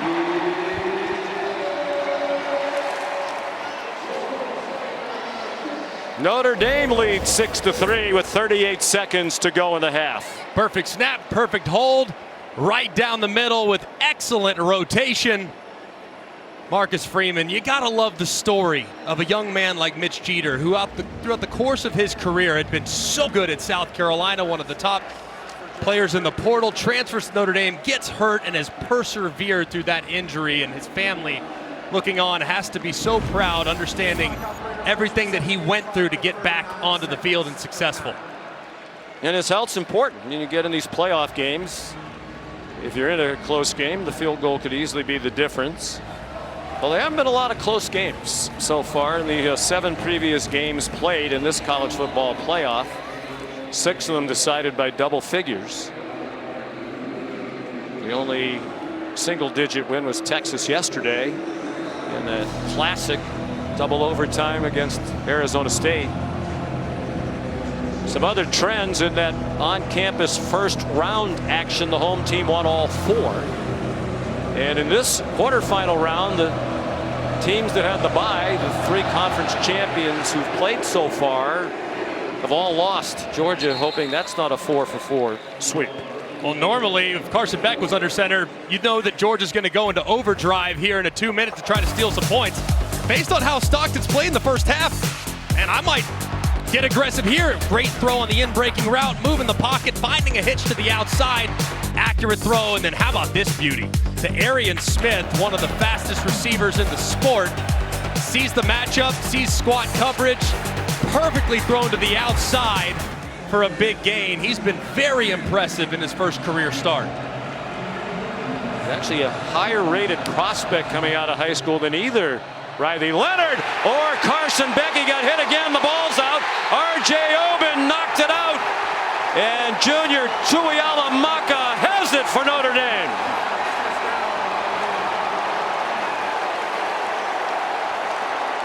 Similar play on which Beck got hurt. Stockton winding up to throw and had his arm hit. Wow, I mean, just massive as Oben working against the left tackle again, a position that has given them so much fits this season. Monroe Freeland can't get out of his stance. Oben goes right around him, strips it as Stockton is getting ready to release the ball. And a huge turn as Georgia tries to get aggressive to steal some points, and it could be detrimental, massively detrimental to the Bulldogs' chances. Second takeaway for the Irish. They now lead the country all by themselves, moving out of that tie with Texas with 31 takeaways. 13-yard line. 33 seconds, 2 timeouts. Notre Dame with a chance to add to a 3-point lead. Play fake. Leonard to the end zone. Touchdown Irish. Bo Collins with the first touchdown of this game.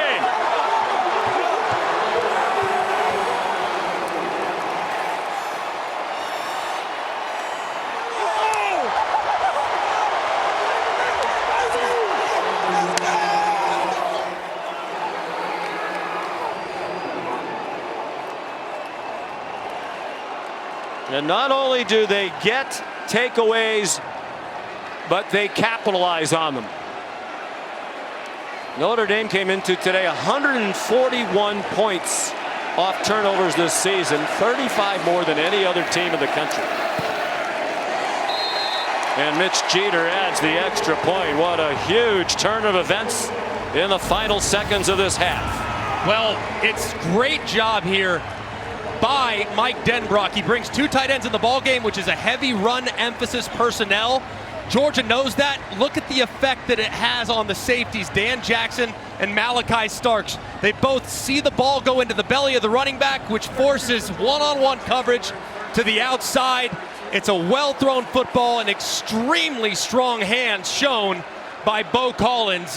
That was a terrific, terrific throw and catch there for the Irish.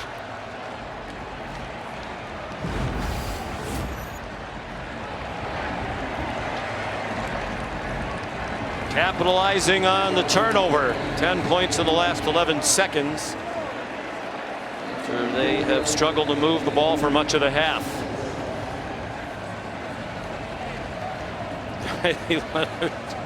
And Mike Denbrock. Amazing how it's changed. Early in the year, Leonard's confidence shot after that loss to Northern Illinois. And now he is playing with great confidence. The touchback off the foot of Mitch Jeter.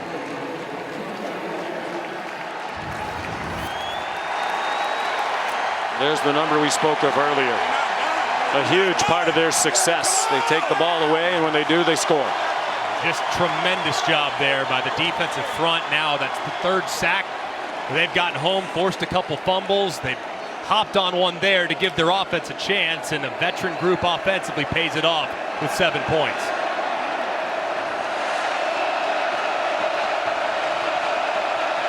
Trevor Etienne, the running back. And he's ripped down by Leonard Moore. And it doesn't look like either team is going to be compelled to stop the clock. One saving grace as Carson Beck looks on for Georgia is that they've been in this situation before. They've trailed in 9 games this year.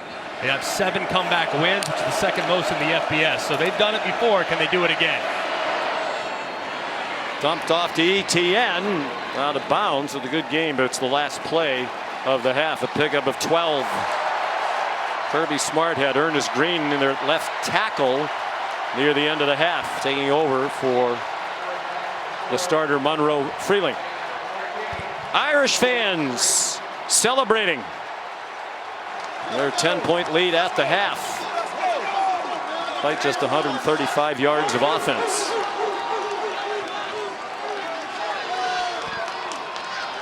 Here's Laura Rutledge. Thanks, Sean. Coach, how would you describe the way that this first half ended? Well, I would say that we tried to be aggressive in 2 minutes and probably regret it, right? Go to the half 6-3. We want to show confidence in our quarterback and let him go play. We didn't get the block we needed to get. They made a good play. Thanks, Coach. Thank you. Go Dogs. Let's go to Molly McGrath with Marcus Freeman. Coach, a takeaway and a touchdown to end the half. How do you build on this momentum? Well, I mean, it's a great way to end the half. You know, we got to win the turnover margin, and we capitalize off of it on offense. But this is going to be a 60-plus minute game, and you watch this Georgia team all year, and you know they're not going to quit. So we got to be in attack mode and not feel comfortable with a 10-point win. We got to be attack mode as soon as we come out of the locker room. All right, thanks, Coach. All right, thank you, Sean. Did he just predict an overtime game? 60-plus minutes. At the half, Notre Dame 13, Georgia 3. The Mercedes-Benz halftime report comes your way after these messages.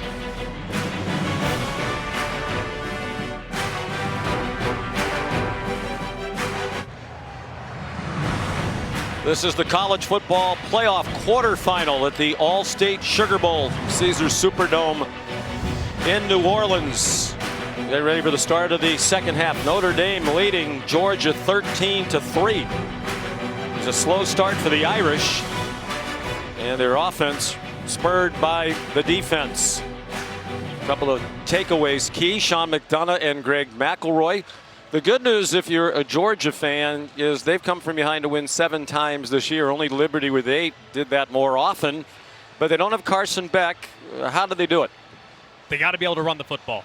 And they've done a pretty good job at times, but I don't feel like they've been as committed to the run as they need to. They've put a lot on the shoulders of Gunnar Stockton, and you have to give credit to how he played early. But I do think the accuracy started to dwindle as the half went along. And then with Georgia, when it comes to Georgia's losses over the last several years, and their 6 losses since 2020, it always comes down to turnovers. They're minus 12 in turnover margin when they have lost games in the last 3 or 4 years. So they got to clean that up in the second half and give them better backside protection for a young quarterback. Let's head down to the field and check in with our sideline reporter on the Notre Dame side, Molly McGrath. Yes, Sean, Notre Dame head coach Marcus Freeman really warned his team against getting comfortable with this 10-point lead and preaching an attack mentality in this second half on both sides of the ball, but mostly defensively. He said he wants them to stop the run, continue to force takeaways, saying if they beat us throwing the ball, so be it. He stressed their edge rushers playing relentless, wants them to continue their intensity. Jaden Harrison bringing back the kickoff. He brought 2 back for touchdowns last year when he played for the Thundering Herd of Marshall, and he has one for Notre Dame.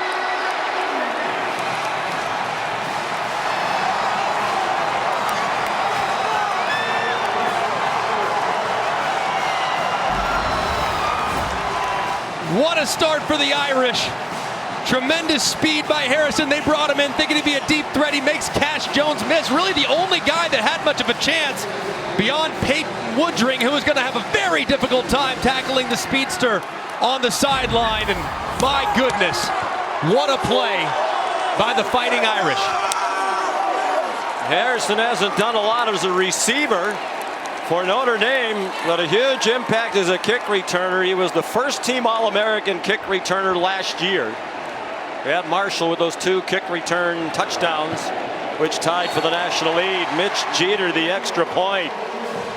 Irish defense and special teams outstanding throughout this season and again today. And Cash Jones, really, like I said, about the only guy that was able to get hands on Harrison. He's been working with a little bit of a banged up right ankle. They reported earlier that he has a bit of a shoulder issue. You have to wonder if those injuries factored in. And his quarterback, Riley Leonard, has to love the way they've now started the second half of this football game. Just shy of the longest kickoff return in Sugar Bowl history, which dates back to 1935, 91 editions. Albert DuBose, Florida against Louisville won 120-13. And now a lot of work for the Georgia Bulldogs and Gunnar Stockton to do. They had 2 double-digit comebacks during the regular season, including that 17-0 deficit against Georgia Tech. Game they wound up winning in 8 overtimes. It's going to be very important for the offensive coordinator Mike Bobo and their staff to kind of settle this offense down. Don't allow your young quarterback to get too aggressive against this great pass defense and this great pass rush. Got to take what the defense gives you. You're not going to be able to make up that deficit in one big throw downfield. Mitch Jeter kicks off for Notre Dame. And they're going to try to return one. Anthony Evans, the third. Did not reach the 20.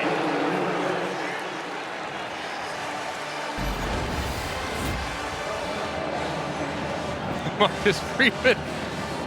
That's a bit of a unique reaction there as he struts it out. Gives a big hug to Jaden Harrison. What a great play.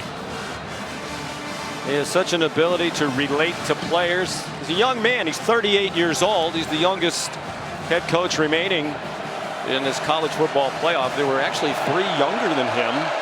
They've all lost. Kenny Dillingham, Spencer Danielson, Dan Lanning. Arian Smith on the end around. Good play to get the half started for Georgia. Jack Kaiser tackled him after a 13-yard gain. Kaiser playing in his Notre Dame record 68th game. He played against Herschel Walker here in 1981. Feels like a redshirt freshman that year. First year was 2020. One of the great students in college football.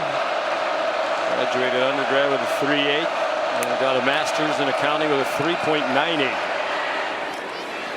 Etienne following the block of Xavier Truss and didn't go very far. Trevor got a couple. I think this is something they need to continue to lean on. This is the screen game, and Truss out there, the right tackle, they've now moved him over to the left side. Kind of solidify things. Monroe Freeling giving up 2 early sacks and a few pressures, and Ernest Green struggling in there as well, who looks like he's now playing the right side, was the left tackle throughout most of the season. So changing up the front, but the screen game can slow down the aggressiveness of this Notre Dame defensive front.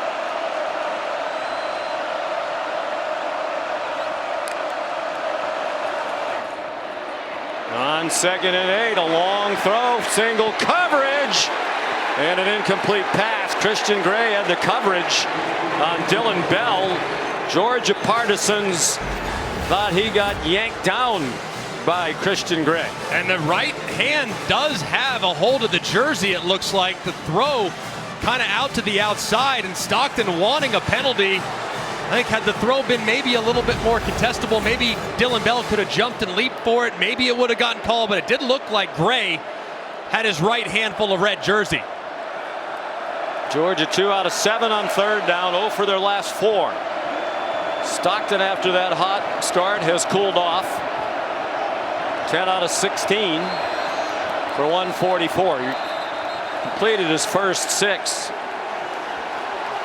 Wow, big timeout now called by Kirby Smart. He said this is something you take for granted when you have a great quarterback like Carson Beck. He gets you out of a jam. They have to burn one here early, 17 points down in the second half.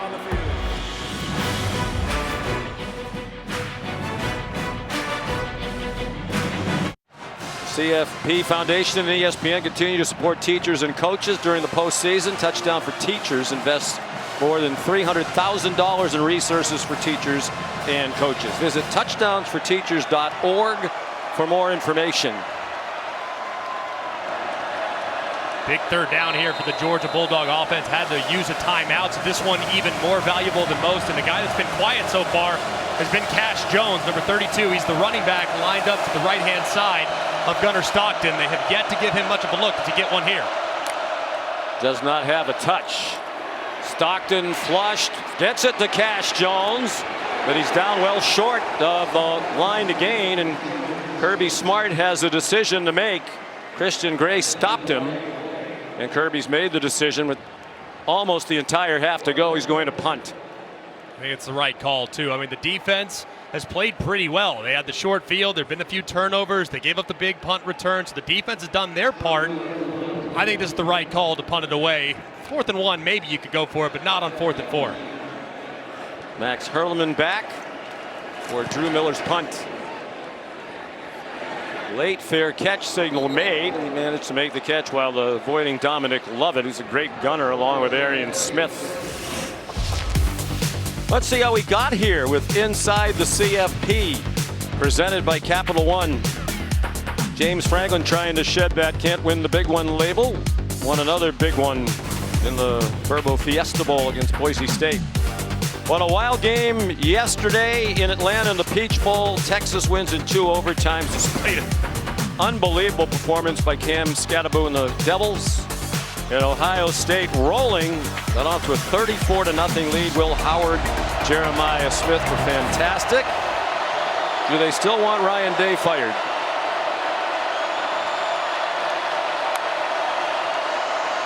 First down, Notre Dame.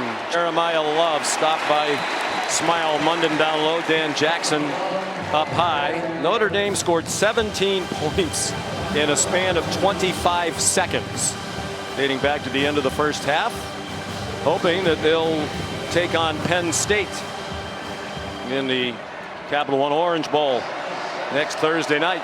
And Marcus Freeman's offense is going to continue to have to be aggressive. This is a great comeback team in Georgia. They need to continue to feature Jeremiah Love, but at some point they need to work him on the perimeter as opposed to up inside.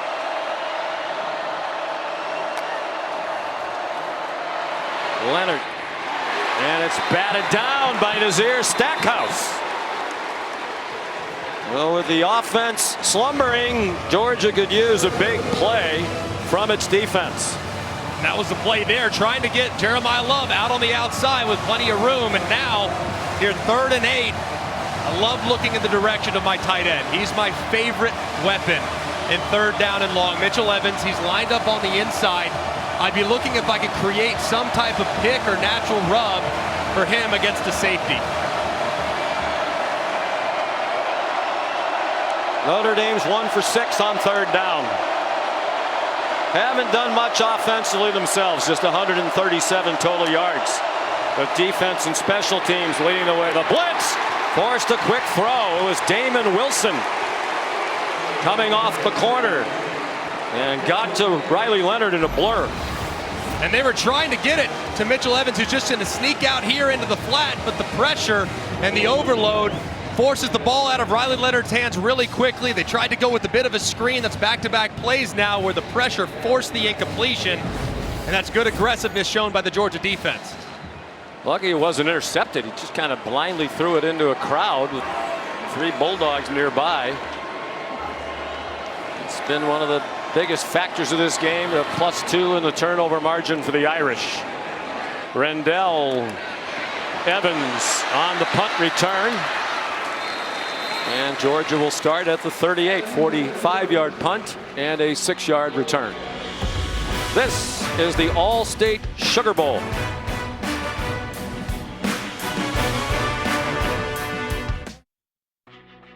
The CFP Quarterfinal at the All-State Sugar Bowl is brought to you by AT&T. Connecting changes everything. And Taco Bell. Aerial coverage provided by Goodyear, celebrating 100 years as an American icon. The Goodyear blimp.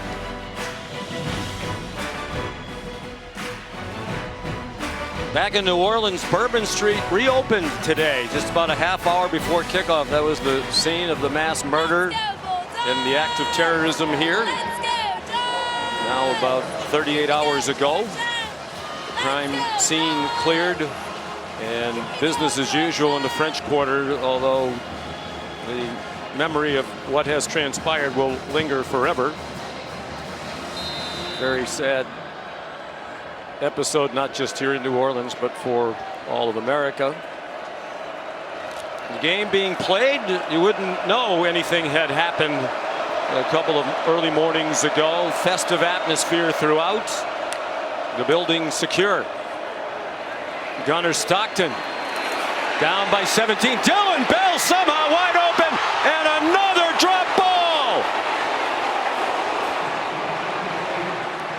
An absolute disaster for Georgia all season long, and a huge drop as big as any they've had all year long. Wow. I mean, nobody in the country has dropped more passes than the Georgia Bulldogs. That is their 36th drop of the year. Arian Smith and Dominic Lovett have had the most. Dylan Bell's been more sure-handed, but that one right there is one you have to reel in for your young quarterback.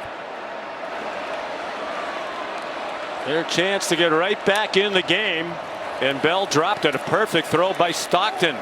He is on target to Lovett, who made a much harder catch than the one Bell would have had to make.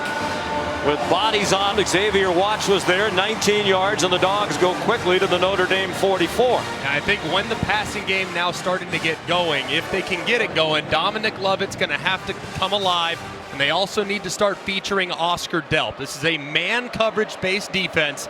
You got to find the guys that are best in creating separation against man. And those two guys are Delp and Dominic Lovett. Delp's end of the line to the left. Cash Jones went in motion. Trevor Etienne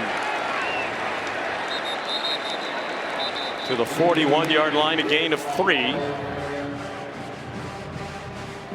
Kirby Smart, you're probably also telling Mike Bobo this part of the field, hey, you got 4 downs to get it. So it's 2nd down, now 7 to go. You got 3 more downs to get it. So if you want to take a shot here, see if you can't steal one, no problem. You still got 2 downs to get it on 3rd and 7 and 4th and whatever. So don't have to be super aggressive, but I don't hate it if you try one deep at some point in this sequence.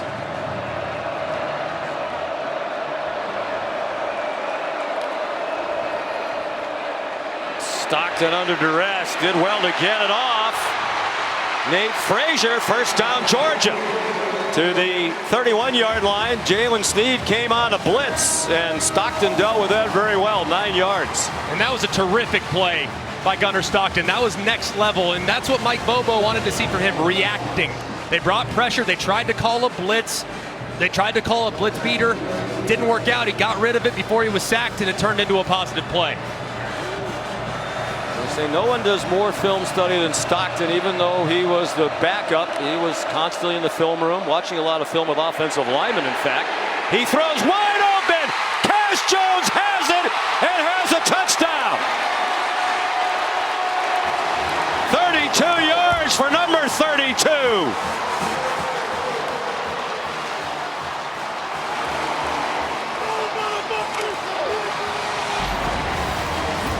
And they know that Gunner Stockton can run, so the eyes of the linebacker are inside. What he forgets to do is cover Cash Jones, who's on a wheel route. Bowen should have been with him, he wasn't. As a result, it's a wide open touchdown for Cash Jones, who's been quiet. We had asked for him to get involved, he finally does, and now he finds the end zone to give this Georgia fan some life. So they overcome the big drop by Dylan Bell and score on the drive. Peyton Woodring makes it a 10-point game. Cash Jones, a walk-on redshirt junior from Brock, Texas. He has become a huge part of this Georgia team. And first touchdown pass of this season for Gunner Stockton.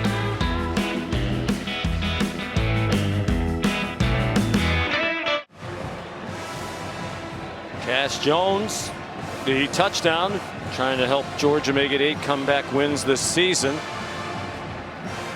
Notre Dame's won 27 in a row when leading at the half. They haven't lost since Ohio State. That was in 2022. Crushing last-second loss in South Bend for the Irish before Riley Leonard got there. Well, it felt like the Bulldogs had to have that, and they got it. Jaden Harrison back deep for the kickoff. His 98-yard touchdown to open the half, the longest postseason kickoff return in Notre Dame history. Won't try it this time. Our next ESPN NBA doubleheader is Wednesday, January 8th. 7 o'clock, Oklahoma City and Cleveland. And at 9:30, San Antonio, Milwaukee. NBA countdown tips off the coverage at 6:30.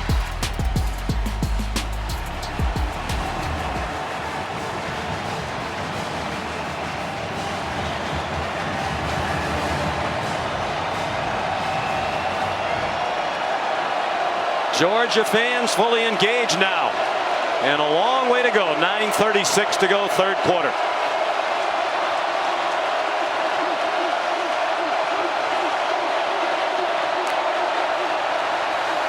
Four-man rush. Riley Leonard forced to pull it down and take off. Turns it into a gain. Lost the ball as he crossed the boundary. Chased by Damon Wilson. One thing's going to be important for Mike Denbrock, the offensive coordinator, is continue to feature the running backs. You want to talk about be aggressive. You want to make sure that they don't let Georgia get back in the game, but don't forget your best weapons. Jadarian Price, who's in the game right now, give him some looks, even in the passing game out on the perimeter if you can. For the year, they average more rushing yards per game than they do passing. Leonard again trying to turn nothing into something. Dove ahead for two more. Damon Wilson there again. And they're always balanced. Notre Dame prior to that play had run 42 plays, 21 each rushing and passing.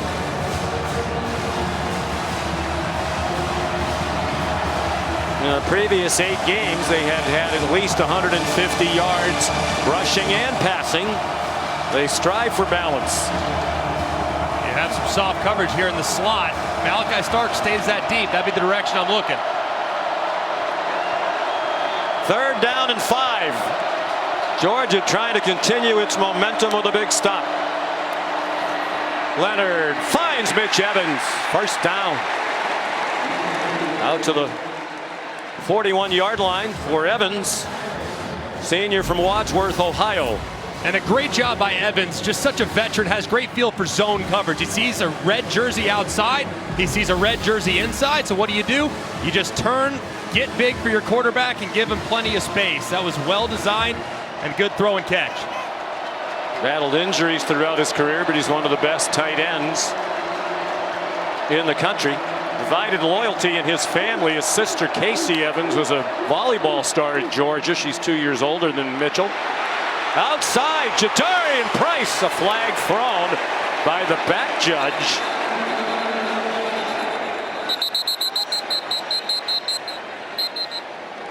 That official threw the flag about 20 yards back toward the line of scrimmage. The back judge, Daniel Young,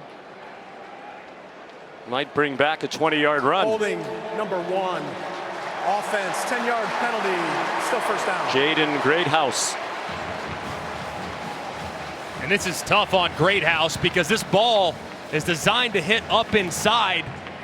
Price bounces it all the way back to the outside, and he has to hold the block forever, no pun intended. He's engaged with Janelle Aguero right there, and as Price gets to the outside, he grabs him with the left hand, slowing down Aguero just enough for the back judge to call it. That's a great call by the official and a tough ask on Greathouse. Clearly a hold. It comes from the spot of the foul. The officials are trying to figure out where to mark it.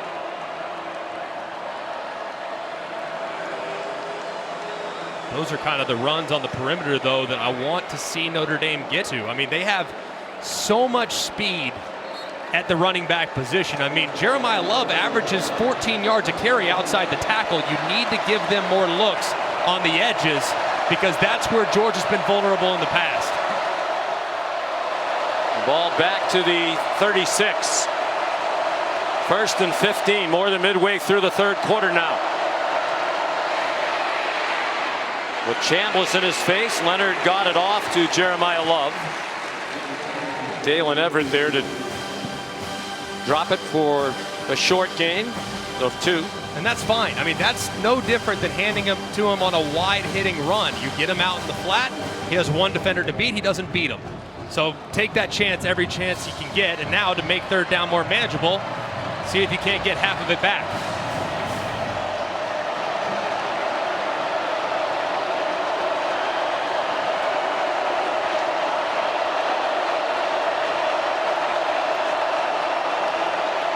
Here comes a blitz. Leonard forced to throw it, and it fell well short of Greathouse with Jonel Aguero in coverage, the sophomore defensive back from Lynn, Massachusetts. And you're seeing a ton of slide protection right now from Notre Dame, which is, I think, ridiculous. You shouldn't do that. You're taking Rocco Spindler, your right guard, you're abandoning the best pass rusher and making your running back, Jeremiah Love, block the best linebacker in the country. You can't do that. They need to be more sound in protection and not allow mismatches in the pass rush.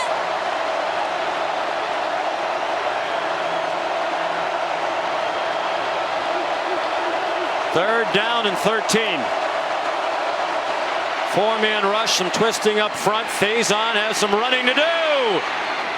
Lunges and got very close to the line to gain.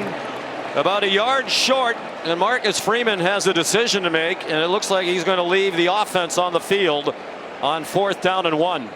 And he'll have time to think about it. There's an injured Bulldog. It's Michael Williams, who missed a lot of time this season with an ankle injury suffered in their opening rout of Clemson.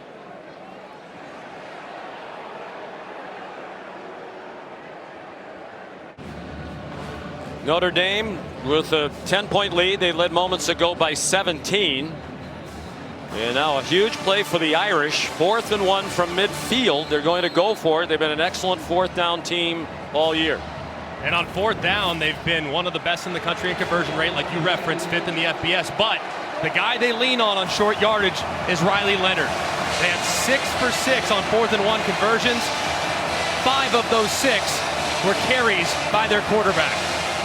Question would be, can they move that big defensive line for Georgia, which crowds the middle, thinking that Leonard's going to take off running. He does! And they hit him behind the line. He lunged toward the line, and it's going to be very close.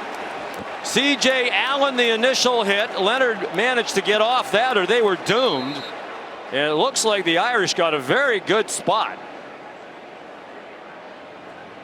Dan Jackson convinced it wasn't good enough for Notre Dame. It was a great play initially by Nas Stackhouse, who shot right through the gap in a terrific effort by Riley Leonard, but where is the ball? Looks like he's lunging forward. Where is he down and where is the ball? It's so difficult to tell from that angle.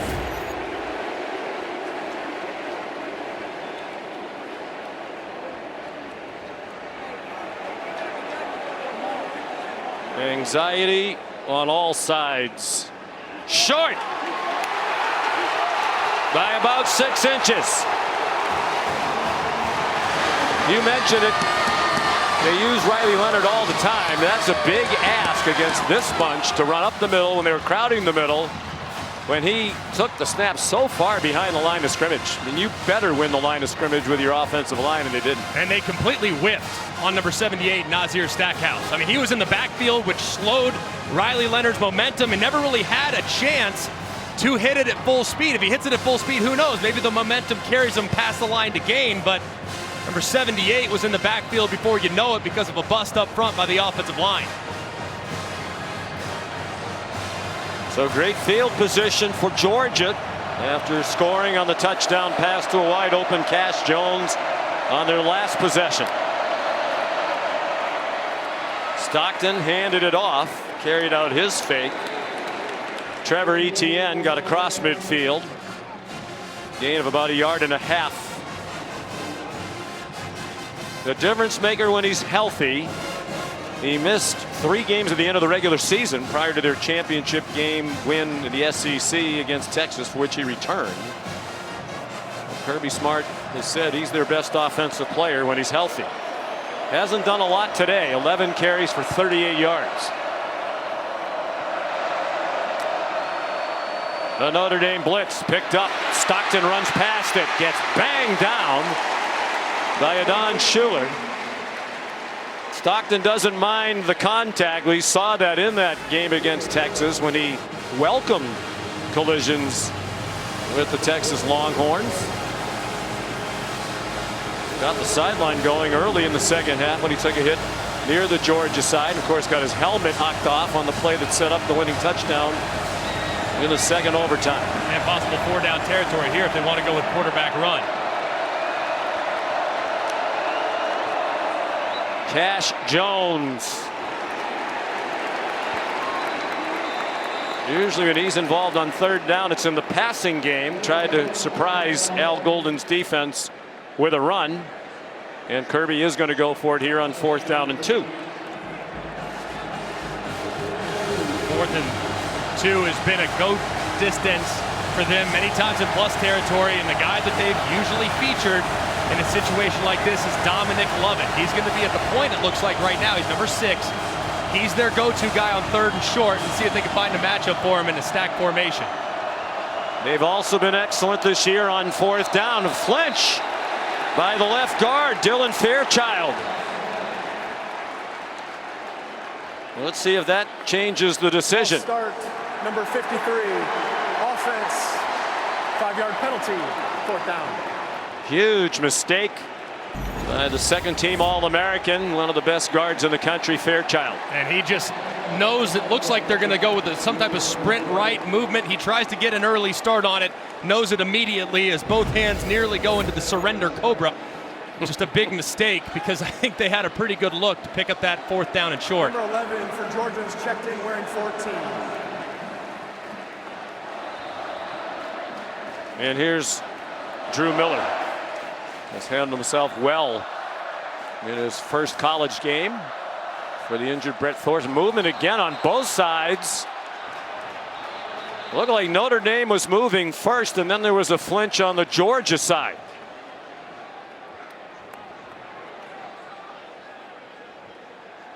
It was Jack Kaiser who seemed to start across the line, and that drew the response from Chris Cole. Delay a game. Defense number 24. Wow. 5-yard penalty, still 4th down. Wow. And that could have been some type of a discerting signal or something where they say something that would kind of falsify a snap count. And now Kirby's going to bring his offense back on the field to try this 4th and short again.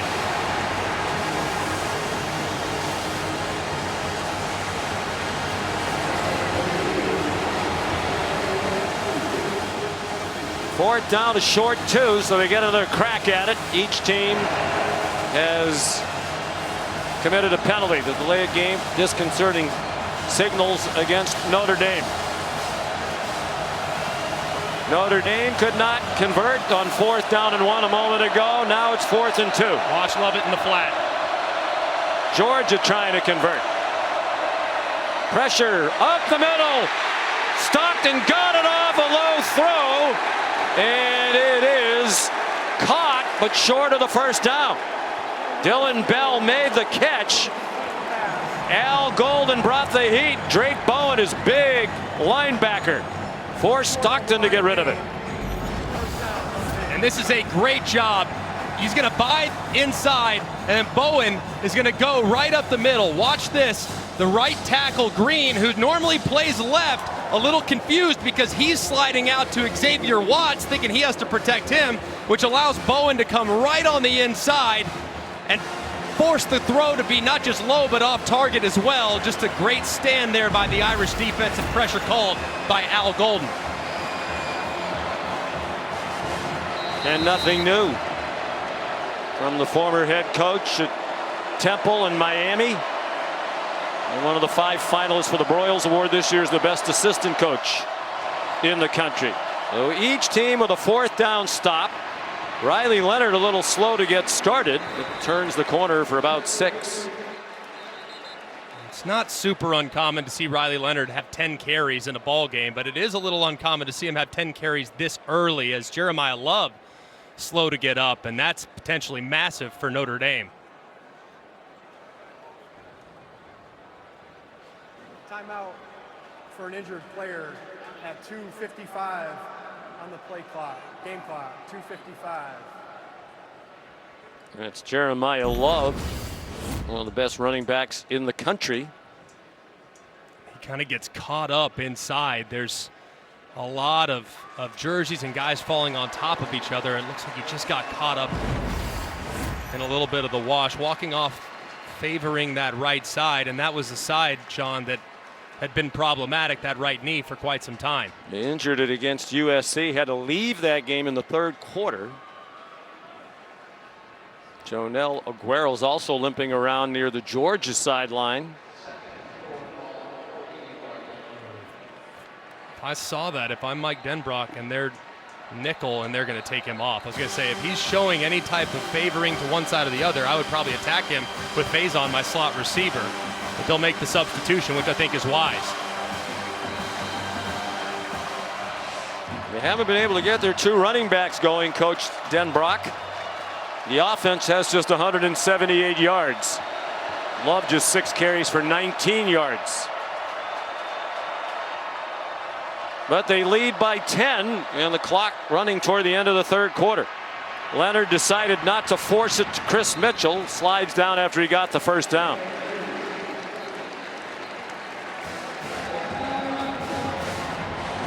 Five-yard gain.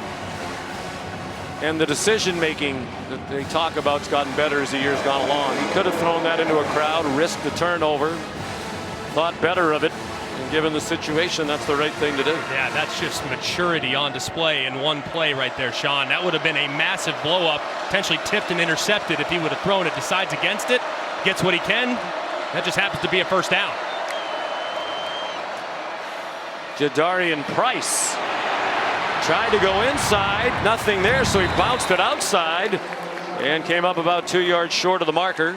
KJ Bolden there to finish the play for Georgia, but it's 8 yards on the run for the junior from Denison, Texas. And Georgia always seemingly just wants to collapse. Everything gets squeezed into the middle. So what do? You have to invite that rush into the middle and then bounce it to the outside. That's what Price does right there, and they find some positive yardage. Now second short, I'd take a shot.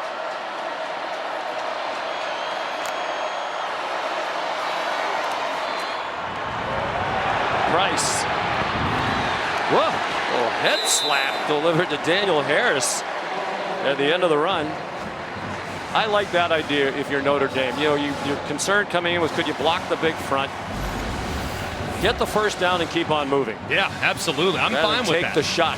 Especially after you got stopped on 4th and 1 just a moment ago, and Price, one of the best backs in the country, the best back in the country in yards after contact per carry, showing a little bit of a stiff arm there en route to another nice gain on the outside.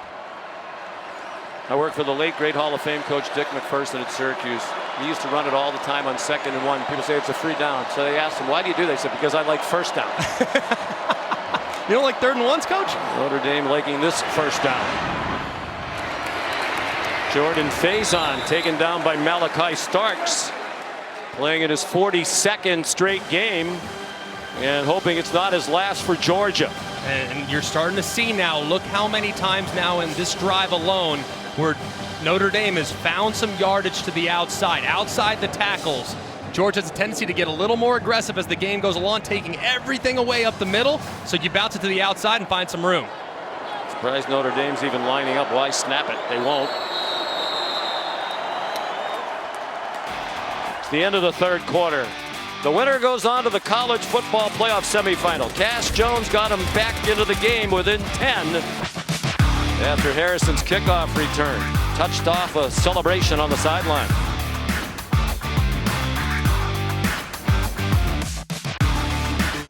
Coach, you've had 7 comeback wins this season. How do you get another one here? Well, you convert 4th and 2. That's the first thing you can do. They gave us a gift and gave us an opportunity to go for it. We didn't capitalize on it. We had a big stop on them. But right now they're driving the ball on us, doing a good job. We got to get some momentum back. We got to stop on defense. Turnover. All right, thank you, Kirby. Thank you.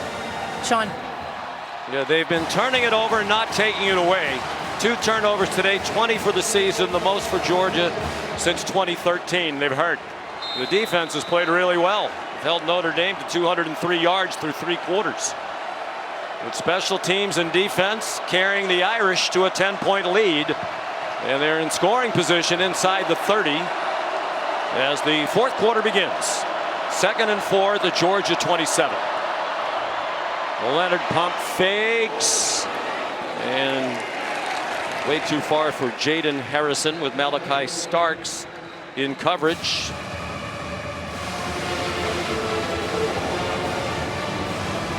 Be an interesting down and a call here for Mike Denbrock, the offensive coordinator. Quarterback run has been something they've used in 3rd and medium or so in plus territory, because you remember, cannot take a sack here and potentially get knocked out of field goal range. A quarterback run might be your friend if you have favorable look in the box defensively. Leonard's their leading rusher by far with 65 yards on the ground. Throws it in the flat to Aeneas Williams, who's stopped 2 yards short of the first down by KJ Bolden, and now in decision upcoming for Marcus Freeman. You have to think he's going to go for it. I mean, just a moment ago, he went for it from about 4th and this much around midfield. So got to be thinking the same thing as well for Marcus Freeman. I think because a field goal is still a 2-score game. If you can finish this drive with a touchdown, it's a 3-score game. Wants to try to put it away on this possession. I would anticipate quarterback run again. That's been the tendency all season long. Can Riley Leonard get it with his legs? If that's the play, can they block it for him? They roll him out this time. There's a flag down. Leonard throws. Faison the catch. But there is a flag down back of the line of scrimmage. It stands. It's a 1st down for Notre Dame at the 16-yard line.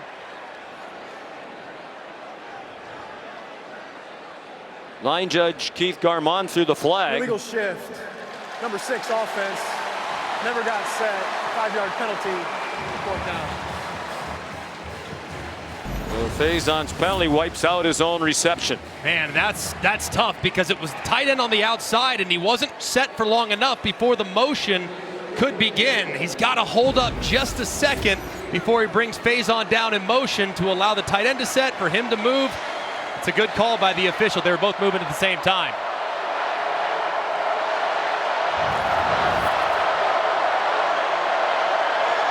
Mitch Jeter, 2 for 2 to make it a 13-point game.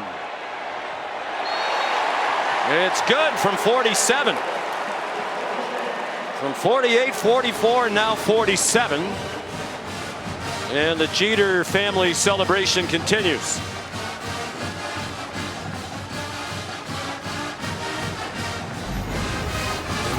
Looks like a good snap.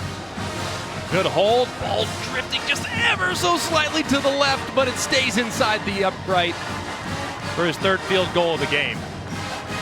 An up and down year it's been for Jeter. Battling that groin injury. Saw his dad Andrew, the chiropractor, who helped get him in shape for this postseason.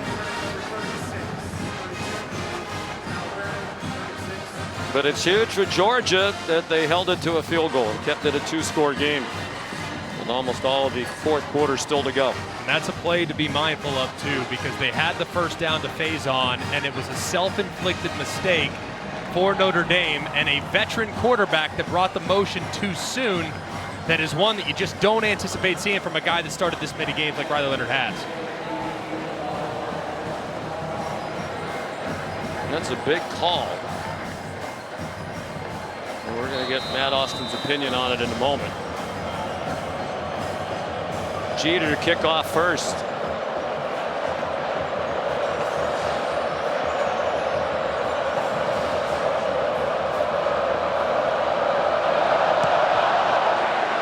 In the direction of Anthony Evans. He won't try it.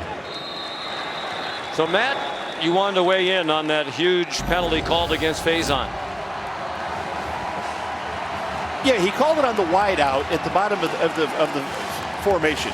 he's definitely in the backfield. He just goes in motion. He doesn't have to stop. I don't understand the illegal shift call there at all. I think part of the problem, Matt, is that the tight end, number 88, was shifting up and getting on the line of scrimmage, wasn't set for a second before he brought the motion, so therefore both motions were simultaneous, which led to the penalty, and that, I think, is a big mistake and an easy mistake to correct.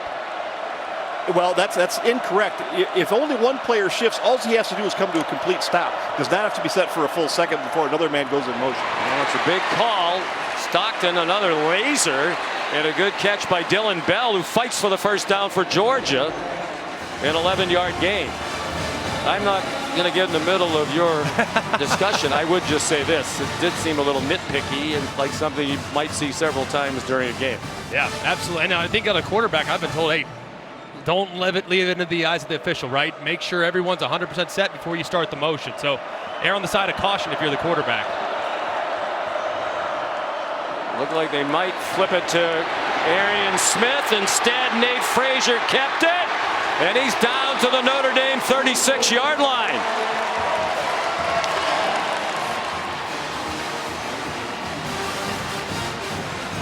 "28 yards for Georgia." They're on the move again. And the muddle huddle creates a lot of confusion with 4 guys outside the left tackle and a lot of misdirection, which gives Frazier tons of room to create some yardage. Stockton in the flat to Frazier, lowers his head and runs over big Drake Bowen.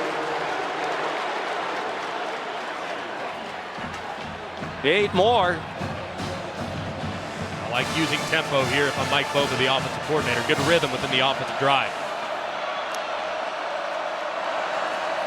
Frazier lunges for the first down.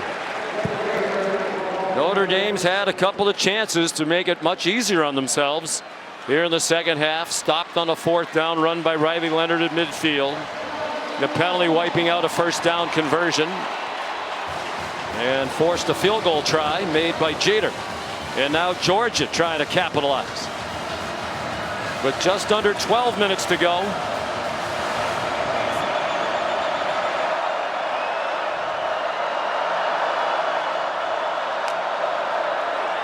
Gunnar Stockton, quick pop and broke it up. Nicely played by Christian Gray. Here's Molly. Sean, one thing to keep an eye on, Notre Dame's defensive leader Xavier Watts is in her injury tent right now being evaluated for right shoulder injury. I'll let you know once I have more.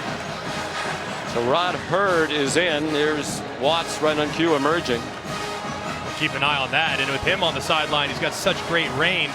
And seeing how aggressive Christian Gray played a moment ago on that slant, I'd go with the slant and go to the top and take advantage on the double move.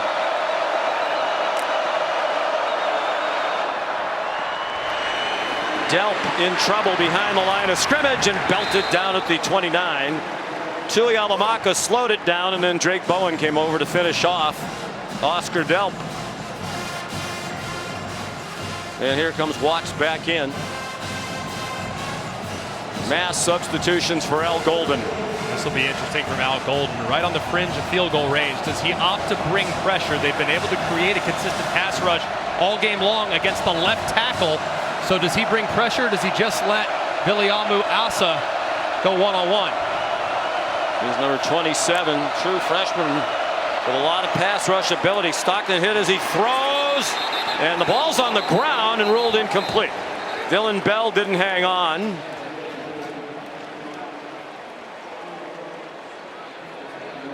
It's 4th and 13, and the offense is still on the field. The field goal, you're still down by 2 scores, but this will be a hard 4th and 13 to pick up. And a good play by Leonard Moore, the freshman, to break it up. This could well be the ball game for Georgia. 4-man rush, some twisting inside. Stockton got hit, and it's a flag. Lawson Lucky, the intended receiver. The linebacker Jack Kaiser running in coverage with the tight end.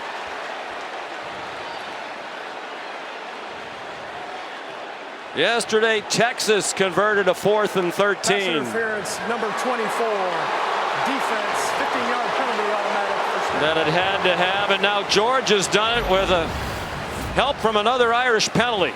And it's a good call by the official. I know the Irish fans hate it, but Jack Kaiser never turns around and tries to play the football. And he's also wrapping him up before the ball gets there. Tackling him on arrival is also part of the problem. And Kirby Smart knows that he got bailed out by a defensive pass interference on a 4th and long. That's a big mistake by the veteran linebacker. 9 penalties against the Irish. They don't ordinarily hurt themselves. Well above their season average in penalty yardage per game. And now a whistle. And I believe Marcus Freeman wants a timeout.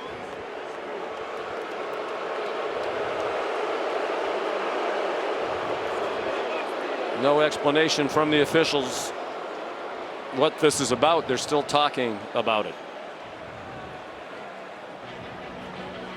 We'll sort it out for you when we come back. This is the All-State Sugar Bowl from New Orleans.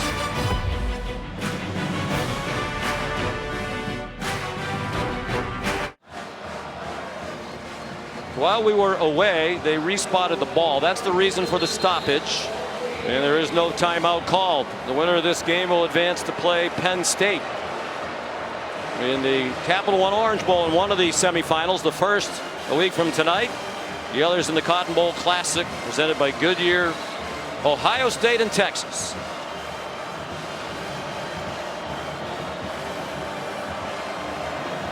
They moved the ball 2 yards closer to the end zone. They originally spotted it on the 16-yard line, shorter than they should have for the penalty walk-off. They're on the 14. Back shoulder throw, broken up. Christian Gray, a Nitro Tuggle, who's caught only 3 balls all year, and it's interesting that he's here. He entered the transfer portal and wasn't going to play in this game, and then changed his mind. That's today's college football. Yeah, welcome to 2025. Why wouldn't you want to play in this? Stockton after the fake to Frazier. Gunner down at the 10-yard line, just shy of it. Junior Tuihalamaka, another tackle, 3 yards. 3rd down and 7 with 10.5 to go on the clock, running in the 4th quarter. There's an injured Notre Dame player. It's Howard Cross, their standout defensive tackle. There could well be some cramping here this evening. It is very warm inside the Caesars Superdome.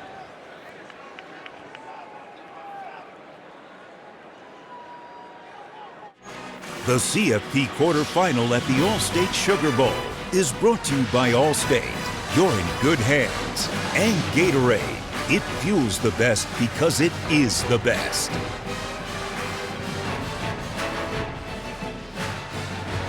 Back and getting ready for a big Georgia 3rd down. They're down 23-10. Neither team has excelled on 3rd down. Each 2 for 10. 17 points in a span of 54 seconds for Notre Dame. And that was actually a 25-second span in which they had the ball, included obviously some time Georgia had the ball. Cross limps off. They're already playing without his fellow outstanding defensive tackle Riley Mills. So 2 subs in the middle, Donovan Heinisch and Gabriel Rubio on defense for Notre Dame. Keep an eye on Cash Jones here with the condensed formation. He's in the backfield. He's been really good catching the ball out of it when his splits get tight. Georgia down by 13. Clock running. Stockton gesturing. Immediate blitz. Tuihalamaka took a bad angle. Gunner Stockton lowers his head and gets belted down by Adon Schuler. Gabriel Rubio, one of those backup defensive tackles, in there as well. You know, we saw the gesturing. One of the things Kirby Smart said, he was concerned about Stockton. He's not used to managing the line of scrimmage, where Carson Beck has seen every possible situation. And it was a little frantic for a moment there. It was. And he was trying to get Cash Jones working in one-on-one, but it was really well defended. And he's been very reliable throughout the course of his career. But here on a gotta-have-it situation, season on the line, to me it's number 6, Dominic Lovett. In the bunch to the right. 4th down and 5. Pressure from Notre Dame. And that pass is incomplete. Body tangling, no flag. Lawson Lucky the target. And Rod Hurd, the transfer from Northwestern, had the coverage. And it looked like Lucky had a matchup he wanted, but the throw's too high, and Lucky just never really is able to get his feet underneath himself to leap and take advantage of that height advantage. As we look at it from the AT&T connected cam, he's just falling backwards the whole way, has nothing underneath him to go up and try to make a leaping grab. Marcus Freeman looks on and celebrates the off-the-target pass. So big 4th down stops on both sides. And the Dogs still down by 13 with under 9.5 to go. Georgia 0 for 2 on 4th down now, and Notre Dame had that 0 for 1 when Riley Leonard was stuffed at midfield. Irish from their own 9. Darian Price, the running back. And he gets the handoff. Tough run. He's across the 13. Molly? Well, Sean, you saw running back Jeremiah Love limping on the sideline, favoring his right knee. He tried cutting side to side, was in visible discomfort. So they put a hard brace on that right knee. You can tell he's still bothered by the injury, but he's doing everything he can to return. I'm told he will try to go, and he told us he does not need to be 100% to be effective, guys. Showed that last week when he had the flu. Had a 98-yard touchdown run. One of the fastest running backs in the country. Price is a pretty good number 2. He's across the 15. Talked to Jeremiah Love about that touchdown run against Indiana from his own 2-yard line. He said, I knew as soon as I turned the corner I was going the distance because nobody is going to catch me. Not just Indiana. He meant once he's in the clear against anybody, he's going the distance, and he did. 100-meter high school state champion in Missouri.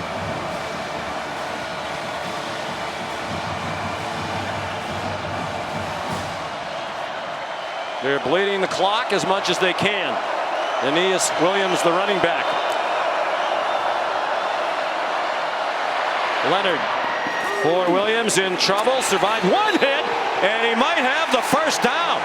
Kirby Smart complaining and trying to influence the spot. Dan Jackson, who's a big hitter, put a hit on Williams but didn't make the tackle. Dalen Everett did.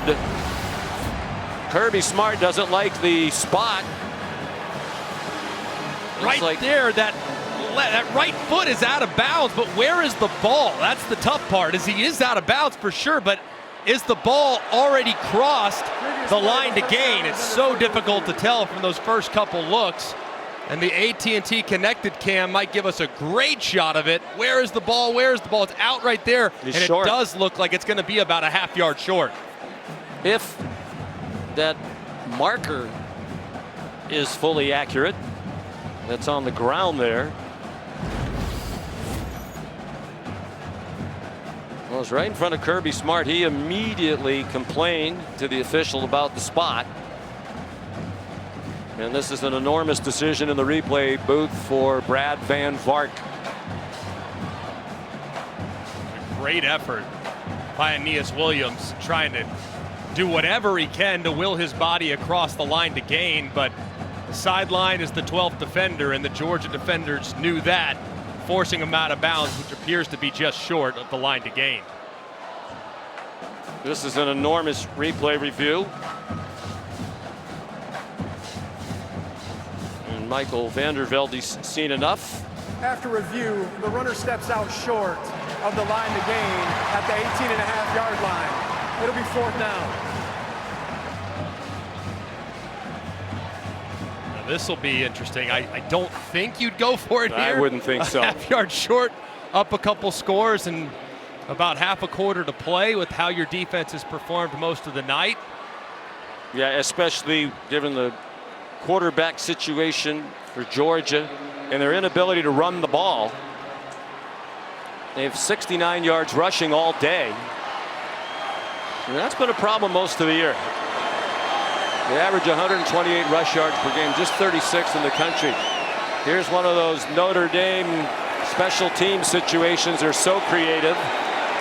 They substitute, so Kirby Smart knows he has to be allowed to substitute. The officials stand in there. Leonard and the offense back out there. Will they really snap this and go for it with nearly 2 yards to go? Play clock at 3. And now movement by Georgia, it seemed. There is a flag. Leonard throws it deep. Diving attempt by Bo Collins.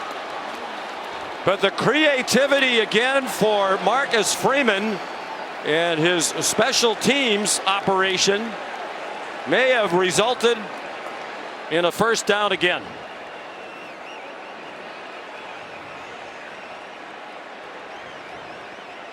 And give Georgia credit. Kirby Smart. Offside, number 11. Defense jumped into the neutral zone.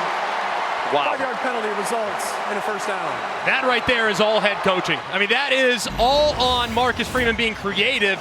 They get all the defenders on there, and they are in such chaos trying to get lined up, anticipating quarterback run. They don't think about the fact that the snap count could be a half-second delay, which allows Jalen Walker to lean over into the neutral zone, resulting in a free play and a first down for the Irish. That's all on Marcus Freeman. That's great, great execution. And it wasn't like they were scrambling to line up. I was starting to say, give Georgia credit. They responded as they should. The offense came out for Notre Dame. Kirby and his staff knew they had time to get the defense out. They did. They were set and ready to go, and then they flinched. I mean, that's just, and great coaches do this, whether it's a surprise onside kick or a fake punt, or you steal a possession. Right now, you have a new lease on life because you, as a head coach, just made a critical decision to go and steal a possession. Just tremendous kudos to the third-year head coach of the Irish. We saw him do it in round 1 against Indiana, when they went to a strange formation with the field goal unit on the field and forced Indiana to use a timeout. Jadarian Price, the ball carrier. We talked to Kurt Signetti, the IU coach, before that game. It's one of the first things he said. He admired how creative they are in special teams, the way they block kicks.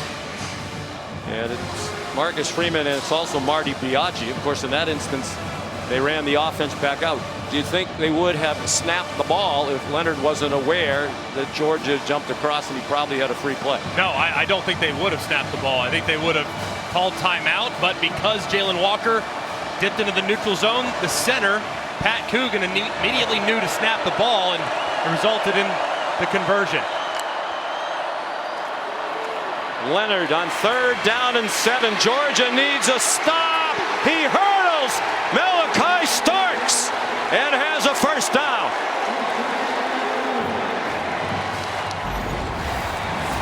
And this is a great job. You have pullers all across the front, but it's really about Riley Leonard and his speed getting to the edge. There's really not a whole lot that he can do. He has to race this outstanding defense to the sideline, but there is the All-American Malachi Starks waiting in his way. Riley Leonard does not care, goes up and over and converts an incredible 3rd down from the AT&T Connected Cam. Channeling Jeremiah Love, who 5 times this year has hurdled defenders.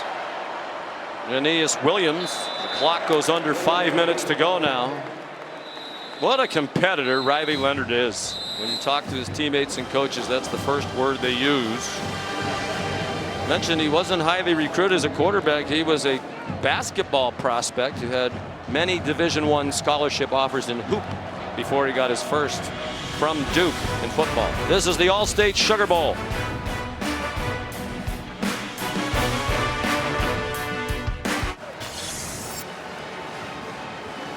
After we're finished here, we send you to Jacksonville for the TaxSlayer Gator Bowl. Jackson Dart had a great career at Ole Miss, taking on Duke. That's at 8 Eastern time. Terrific year for Duke as well. So the Georgia penalty when Notre Dame changed personnel came with 7:17 remaining. The clock now under 5 minutes to go. 2nd down and 8 for the Irish, with Jadarian Price, the running back. Winner goes to the semifinal to take on Penn State. Jaden Thomas, the wide receiver, took the handoff. He's about a half-yard short of the first down with a 7-yard pickup. The senior is a Georgia native. Big touchdown, and the game against Indiana. You're 3rd and short. You got to think Riley Leonard if you're Kirby Smart, right? I mean, you know this quarterback is dynamic with the ball in his hands. Just converted the 3rd down a moment ago. You're Mike Denbrock. I'm not sure you could justify giving it to anyone other than big number 13 there in the Why would backfield. you? He's been the man. Just about a must-stop situation. They have just one timeout left, Georgia. Riley Leonard. First down, Notre Dame.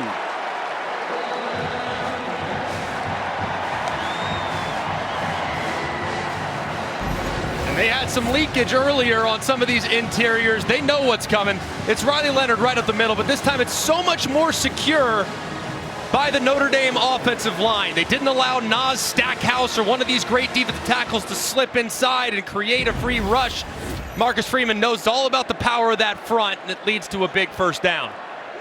It's an offensive line that has gotten better as the year's gone along. They had to replace 2 high draft pick tackles from a year ago. That was Pat Coogan, the center, and Billy Schrouth, the left guard, leading the way. Jadarian Price, the ball carrier. When will Kirby use his last time out? It'll be right now.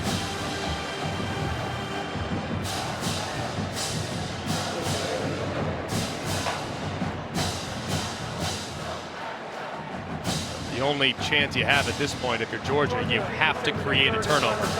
So whatever it takes, you're going to rip at the football as hard as humanly possible. And Kirby needs to remind his guys of that. No matter what, you punch at that football as many times as you can before you get that ball carried to the ground. You have one guy hold him up, the other guy punch it out, and see what they can do with it.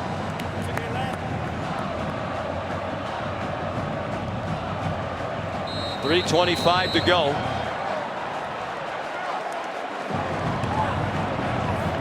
Georgia had won 52 games in a row against teams not named Alabama.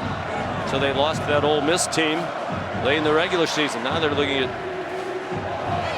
consecutive losses to teams not named Alabama. Texas and Ohio State set in one semifinal.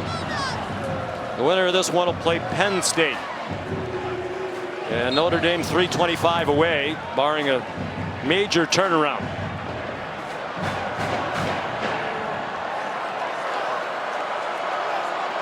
Leonard's going to go under center. Ooh, a little trickery. Phase on.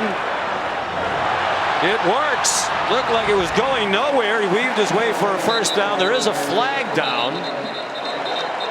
Back at the 50-yard line. I think they might get an illegal formation. Didn't look like they had enough guys on the line of scrimmage. Illegal formation, more than 4 players lined up in the backfield offense. 5-yard penalty, 7 down. But when you're done with this, you might take Matt Austin's place with Bill Lamagna. There's one thing, I can do 2 things on the football field. 1, make sure we're lined up properly, and 2, hand it off. Those are the 2 things I know I can do, having played in the college level. And that time, I knew that tight end wasn't up on the line of scrimmage. So a good call and a big mistake there. Very unusual for the Irish, as I said earlier, to hurt themselves with penalties. 10 for 78 yards. A lot of them have been really costly. That one wiped out a huge first down that would have allowed them to take the clock way down toward the end. Aeneas Williams now on 2nd and 13. Malachi Starks wrestles him down after Warren Brinson could not. Well, the clock will run under 3 minutes to go. If you're Riley Leonard, no chance you snap this ball with anything more than 1 second remaining on the play clock. He's played a ton of football. It's been a tremendous 6.5-minute drive to extinguish almost all hope for the Georgia Bulldogs. So don't give him any by snapping it and giving him a couple free seconds. Mom Heather watching.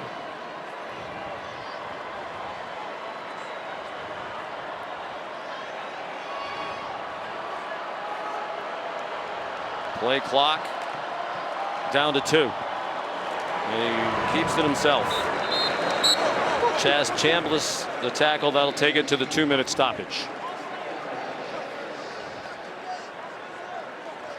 You got to know a 2-minute stoppage will give Notre Dame plenty of time to make sure that Marcus Freeman's special teams group is prepared for an all-out block scenario, because they're going to be coming after it here on the other side.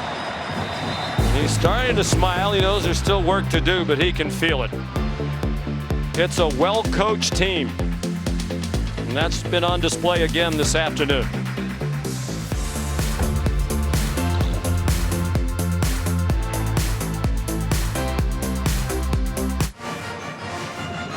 Sean McDonough, Greg McElroy, Molly McGrath, and Laura Rutledge back here at the Caesars Superdome in New Orleans. Notre Dame hoping to dance an Irish jig when this game is over in celebration of a trip to the conference football playoff semifinal. They're going to punt. Well, they ran 9 plays after Georgia jumped offside. They took 5:17 off the clock. 4th and 8, James Rendell. And it takes a Georgia bounce back toward the 20-yard line. The one play that should not be forgotten, will certainly be talked about in the postmortems, is the play in the beginning of the second quarter. About a minute into the second quarter in a scoreless game, you see the official, the side judge, J.B. Garza, collide with someone on the Georgia sideline.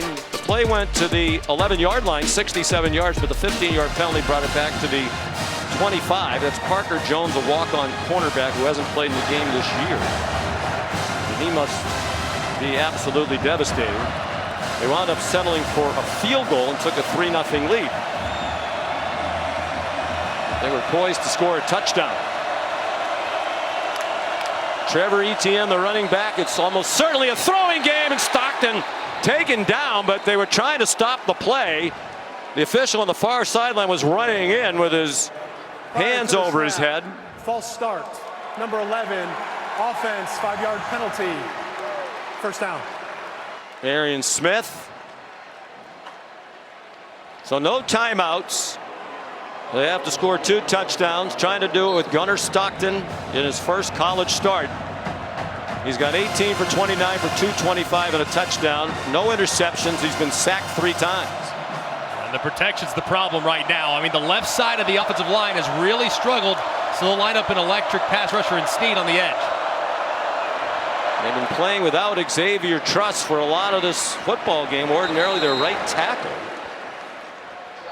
The ball got to Etienne for a 10-yard gain. So Freeling, who started at right tackle, has played left tackle, and Ernest Green is playing the other tackle spot. Leonard Moore up from the corner to drop Dylan Bell. Apparently there's something wrong with Truss, and he's realizing that his career is likely over. And I don't understand. I mean, take some shots. I mean, I understand that it's hard to block these guys, but man, you got to throw it downfield. I mean, dink and dunk. 2-score game, can't do it. Down to a minute to go. There is the deep ball, and it is incomplete. Leonard Moore had the coverage on Dylan Bell.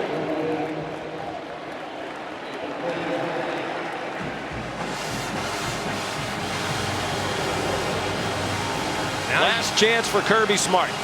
Now you can think about, hey, take what you got to get to make sure it's a first down to extend this game a little longer. If they don't get the 6, Notre Dame is heading to the college football playoff semifinal in the Capital One Orange Bowl against Penn State a week from tonight.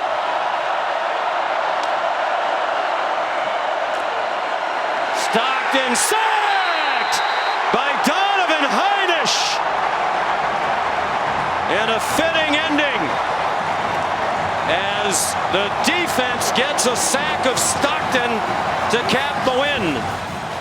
And it's the depth. It's Heinisch, one of those who played a lot more today because of the injuries to those ahead of him.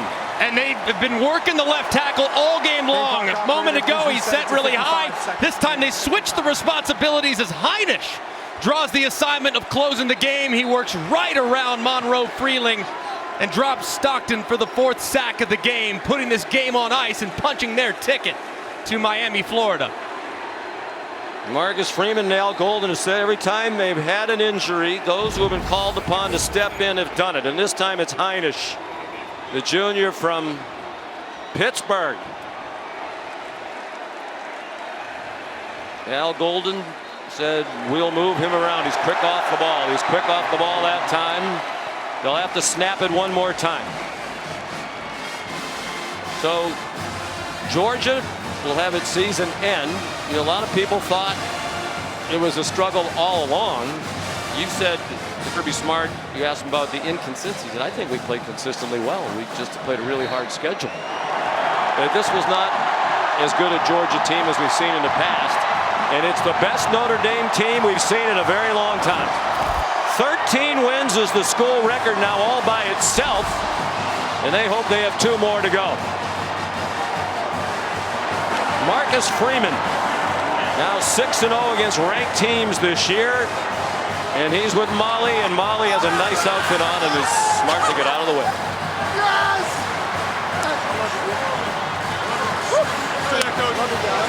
Coach, that Gatorade bath has got to feel really good, and I know as a defensive guy you have to be so satisfied with the relentless pressure that your defense put on them all night long. How did that group help you get this win? I mean, the defense was a reflection of the entire team. Just keep battling, and I knew this was going to be a 60-plus minute game because that team never stops. That's why they're the Georgia Bulldogs. So we had to be aggressive. Defense did a heck of a job. All 3 phases did a great job. Yeah, we talked about Riley Leonard's will to win. We saw that in the 4th quarter. He's hurdling defenders. How does a competitor like that always give you a chance? I mean, just competitors find a way. And those runs sometimes aren't how you draw them up, but Riley will find a way because he's a competitive person. And that's why that trait, man, is something that's so important. And a lot of guys on this team have it. You've mentioned all 3 phases. Your creativity on special teams continues to play off. How has that been an X factor for you guys? It's a group effort. You know, we put time and effort into finding a way to get another possession and to, you know, really utilize that 3rd phase. And so I'm proud of this coaching staff. I'm proud of this team. I love this university. It's an honor to be a part of this place. And you're now headed to the Orange Bowl, the playoff semifinal, to take on a Penn State team that's been resting for the last 2 days. How do you get your team ready for this one, Coach? Well, we got to get back to work pretty soon. We just won the Sugar Bowl. I want to celebrate this. I'm proud of these guys. I'm proud of this program. So let's celebrate this. We got to get on that plane and turn our focus towards Penn State because they're going to be a good team. Well deserved. Congratulations, Coach. Thanks, Molly. Let's now go to Laura, who's with Riley Leonard. All right, thank you, Molly. Riley, you just heard the fans here for Notre Dame erupting in these stands. What can you say about what this win means to you? Yeah, first and foremost, I want to thank my Lord and Savior, Jesus Christ. Without him, I wouldn't be here, and we wouldn't be here as a whole group. But just to see these fans, you know, it's incredible. Like I always say, this is why I came to Notre Dame. We got a lot of work left to do. It was an ugly one, but we got it done. Once again, shout out to the defense. They played outstanding, and that's a really good team we played. So, man, I'm just so grateful for this opportunity. This is a beautiful thing and a dream come true. Your will to win was on display throughout this game, even hurdling defenders. What do you think worked well for you in that way today? Yeah, well, when you're struggling in the passing game, you got to put your body on the line, and whatever it takes to win. That's what I tell these guys all the time. You know, I try to lead by example and put my body out on the line. You know, hopefully lets these guys know how much I care about them, how much I care about this university.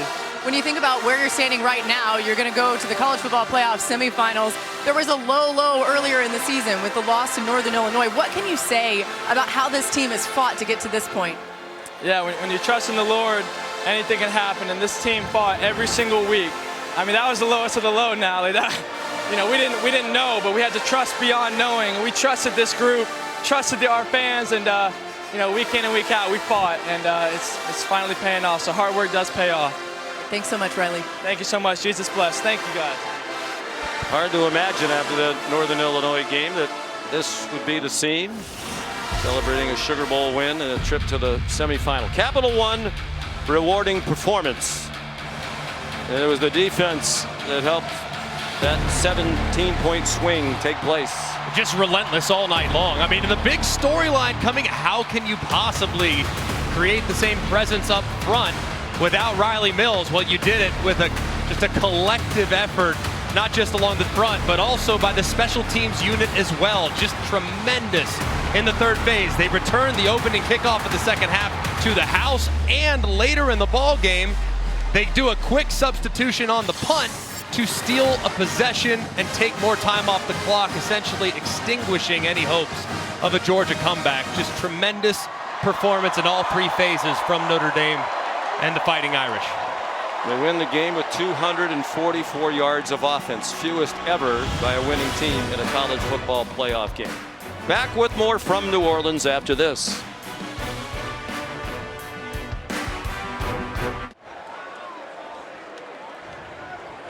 Notre Dame has won 12 in a row, the longest winning streak in the country. The last 9 by double figures. Ready for the trophy presentation. Let's go to the platform, and there's Molly. Welcome everyone to our post-game trophy ceremony. First of all, the fans were incredible tonight. Your resilience and support was a shining light in an otherwise dark week. So thank you, fans. Thank you for being here with us to support these student athletes tonight. Also, thank you to the first responders, the federal, state, and local officials for making this game happen. We appreciate you could feel the spirit of the city of New Orleans. And also thank you to Allstate for supporting the college football playoff quarterfinal here at the Sugar Bowl. Now to present the Sugar Bowl trophy is Sugar Bowl President Walter Becker.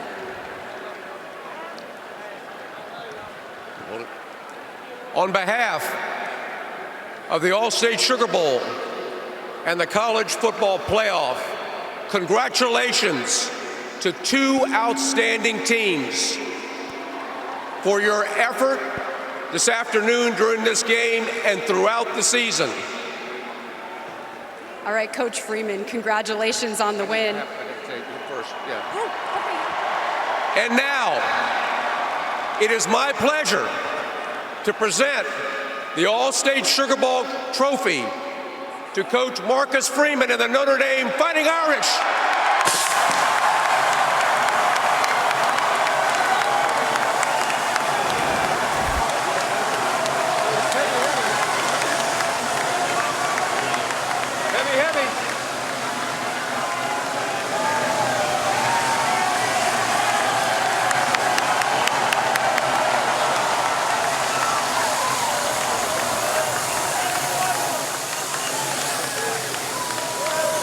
Freeman, to think about the journey of this season after that week 2 loss that you constantly remind your players of. Your team has now won 12 straight games. How do you describe what this journey has been like and the resilience that you've seen from this group? You know, Molly, I want to make sure that we, as we celebrate this great moment, I want to send condolences out to all those that were affected in New Orleans, the city of New Orleans. What a great moment for this program. You know, I wish we could bring every single one of these guys on the stage because it takes everybody to achieve this. And they're a great group. They choose hard every day, and it's an honor to be a part of the program with them. You said at halftime you wanted your team to approach the second half in attack mode. How did this group do that in all 3 phases? It's a mentality. The coaches did a great job of calling it that way. The players did a great job of executing that way. And it's that relentless effort, the physicality that this game of football demands you play with. And they chose to do it. You can call aggressive play calls, but if they don't choose to play aggressive and play hard, then it's not going to work. But these guys chose hard today. When the confetti was falling, I couldn't help but notice you shared a hug with Jack Kaiser. You have so many veterans, especially on this defense, who decided to come back this season for this moment. How has that elevated this team further? Yeah, you got a group of guys, some that are 6-year guys, some that are freshmen, some that transferred in, but they all love Notre Dame, and they all commit to this team. And that's what makes this thing special, because they put this team and this university in front of themselves. And that's why you can have a moment like this. All right, well, congratulations on the win, Coach. We'll see you at the Orange Bowl. All right, thanks, Molly. And Walter Becker is presenting a game ball now to Coach Freeman. Coach, we'd also like to present you with this game ball, which signifies and represents your journey and your path to this game tonight. Congratulations. Hey, Molly, we got to make sure we give all these fans right here, this band, the Notre Dame Nation. We'll see you next week in Miami. It's now time for our offensive player of the game. And it's no surprise it was the player who was hurdling guys in the fourth quarter. It was Riley Leonard. Come on over here. Riley, your coach just acknowledged the fans. This has been a really hard week for everyone in the city of New Orleans, but your fans came out and they supported you guys. How much did that uplift this group? Yeah, it's been a very hard week, and our thoughts and prayers go out to all the families affected a couple days ago. We're praying for them. But for all these Notre Dame fans to show up anyway, man, it means the world to us. We felt them all game. I promise you, every third down, we felt them.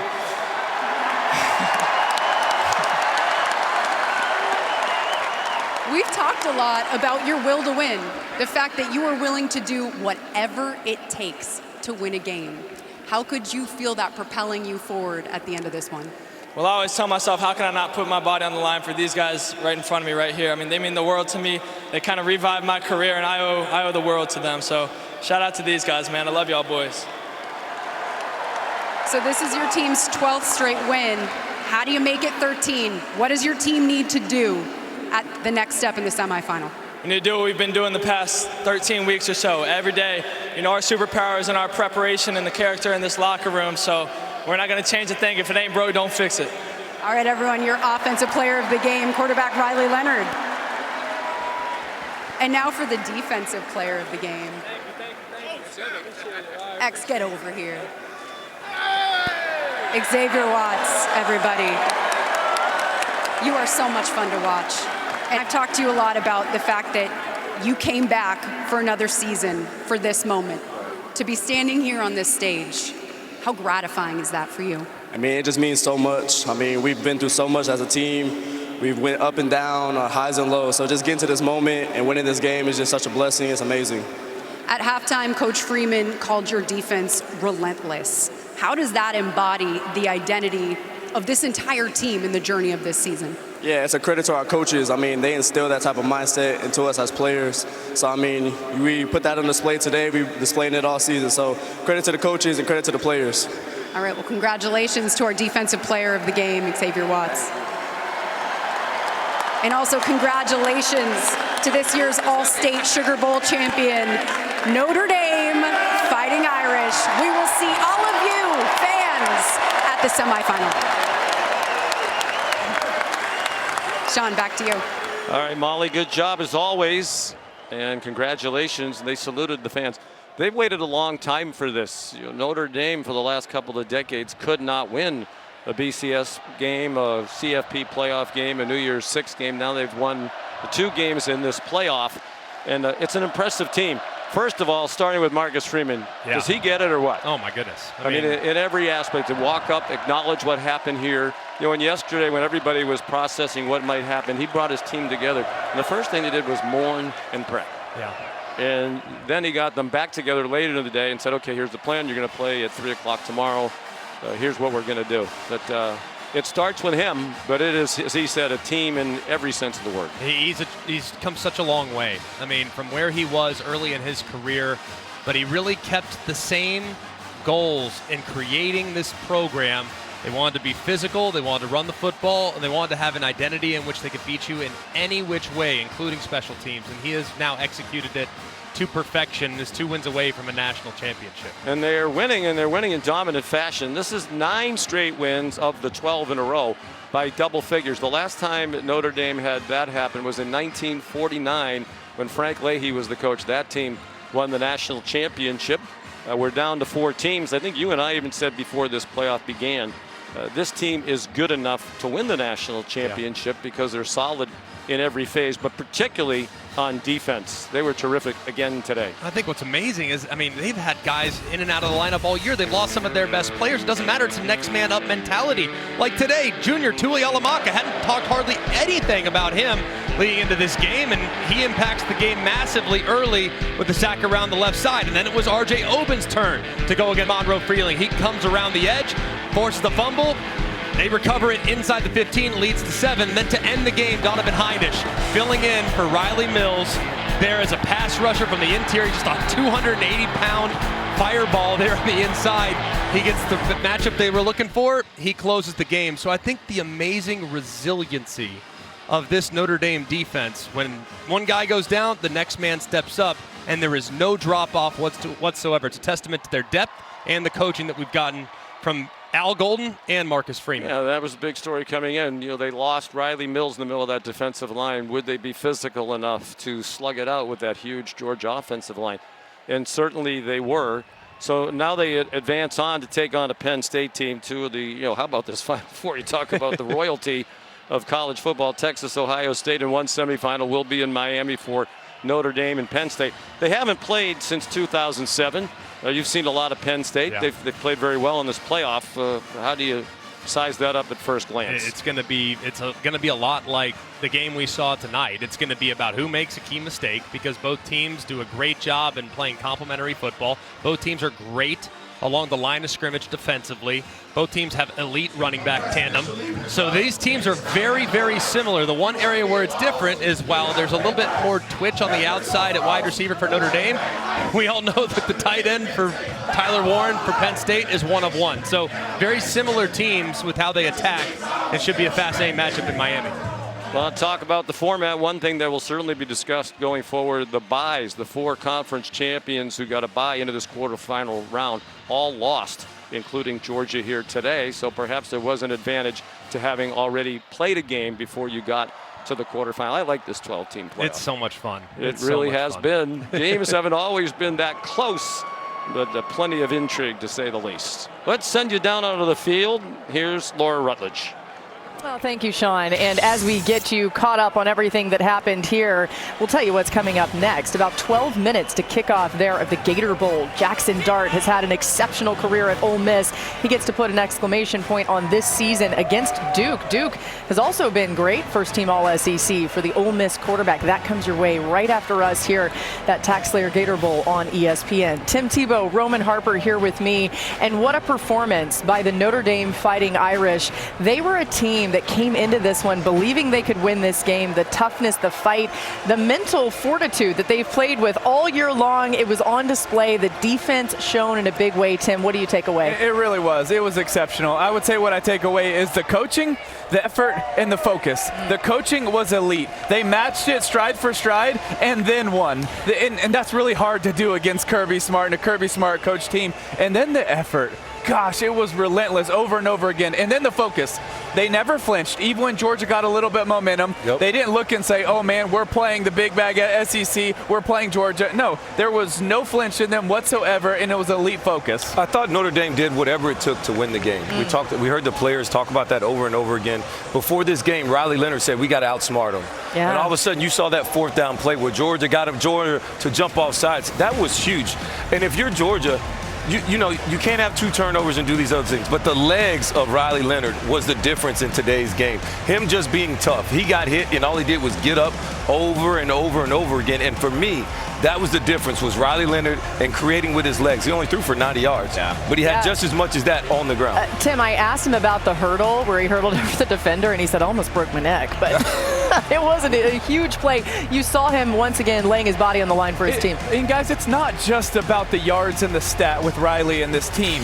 It's about the inspiration that he is to everybody else. How can a defensive lineman not go out there and give extra effort when he sees his quarterback doing that? The stats don't tell the whole story of Notre Dame, and they definitely don't tell the whole story of Riley Leonard. I thought the stats were huge in this game. The most important stats in football, in playoff football, turnovers. Georgia had 2, Notre Dame had none. Georgia 0 for 2 in the red zone. That was huge. This is Marcus Freeman in the locker room right now. I'm told we may be able to listen in on this. Apparently there's no audio, but let's read his lips. No, I'm just kidding you. But either way, okay. Either way, we know he's inspiring his troops. We know that he's one of the best at that. He's telling them, enjoy this game, enjoy this moment. You earned it.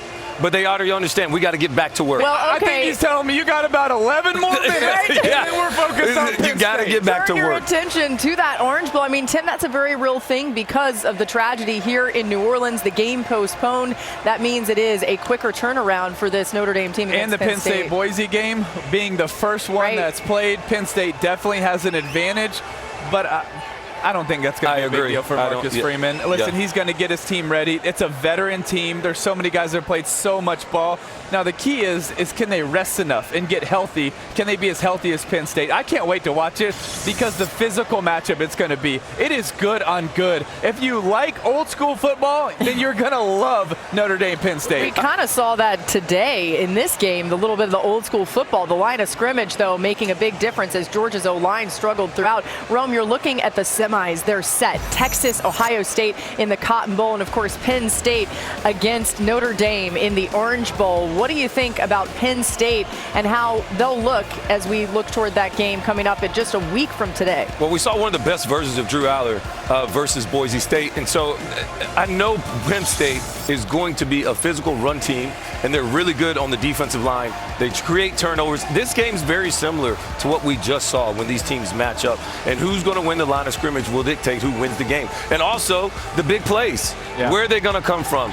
Notre Dame returning that kick in the second half to get it started. Huge.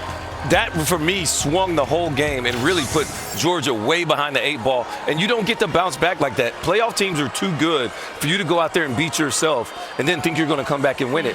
Notre Dame's not just going to quit. Everything that Tim said earlier is so true. This team is passionate. They believe in themselves, and these fans believe in this team. And when you get hot and you're rolling like Notre Dame is, what is this, 9, 10, 11 games straight? Yeah, they've been rolling since Northern Illinois is too. This is a team that knows how to win. And when you play these teams, you got to beat them. They're not going to beat themselves. Going back to this matchup, I think one of the things that's going to be fascinating is how are they going to match up against Tyler Warren? One of the best mismatches in college football, the tight end for Penn State. Notre Dame loves to play a lot of man-to-man. But which one of those players is going to be matched up on Tyler Warren? Because no matter who you pick, it's going to be a mismatch. So it'll be fascinating to see what they do and if they're moving different guys on and off of him. I hope Xavier Watts hears Tim Tebow say that, because he's going to want, like, Coach, I got him. Yeah. I got him. He should. And I guess what? I can't wait to see Xavier. That's a great matchup. That's a great matchup. Here's Let's the go. proof that it is a battle in the trenches when you think about these two teams matching up. The 6th-ranked Nittany Lions against the 7th-ranked Fighting Irish. The rushing touchdowns, though, a pretty big difference there, so that's something to look out for. Now, Rome, when you think about the coaching aspect, I think it's pretty interesting with these two coaches. You got James Franklin, the way he coaches his team, and the creativity that we saw Marcus Freeman deploy today, which he's been doing, of course, that made a big difference in this game in a lot of ways. Well, I think they said we're not going to be able to just line up and beat Georgia, so we need every play that we need, and we're not going to go home with any of them. Yeah. Let's do everything we got to do today. We want to win this game. I thought it was important they did that. I thought it was also important when they went for it a couple times on 4th down. Yeah. And just being aggressive, staying aggressive, even when you have the lead. You could punt, but we choose not to. I thought that was really, really big for Marcus Freeman and what Notre Dame was able to accomplish today. I believe the team feeds off of yes, that. They do. When they saw Coach Freeman just point, like you're going for it, that says something to the offense. It says something to your whole team watching. Yeah. It says, no, we're not playing not to lose. We're playing to win. Yep. Yes, they've given us a few breaks in this game with the big turnovers. No, but we're shutting them out. We're putting our throat on them and we're finishing this thing. Even though they got stopped them, it still sent a message. Even when they got the penalty, they were still going for it and they had to settle for a field goal. So I appreciate when you, as a coach, you say, you know what, we're coming here to win this game. We're burning the boats. We ain't turning backwards. We're only going forwards. That was a great job by Notre Dame. Great performance overall. Notre Dame needed this game as a university, as a confidence builder, to be able to knock off one of these SEC teams. Yeah. I think this win could possibly promote them and get them going all the way to the finish line. We'll see what ends up if this changes, but the early line at Notre Dame is a 1.5-point favorite in the Orange Bowl over Penn State right now. See that confetti falling? I just want to point out once again, Riley Leonard, he said he came to Notre Dame for these moments, Tim. Yeah, it's special. It's special when you see someone that can galvanize a team like Riley does. It's special when you see him genuinely put his teammates first. That's why they rally around him. It's why they love him. It's why he won the locker room so quickly as a transfer. You saw it, absolutely. Great stuff from you guys here in New Orleans. Too. He's from the state of Alabama. That must be it, right, Rome? Guys from Alabama. Somehow it all comes back to that. It's time for the Gator Bowl. Ole Miss and Duke. Enjoy it.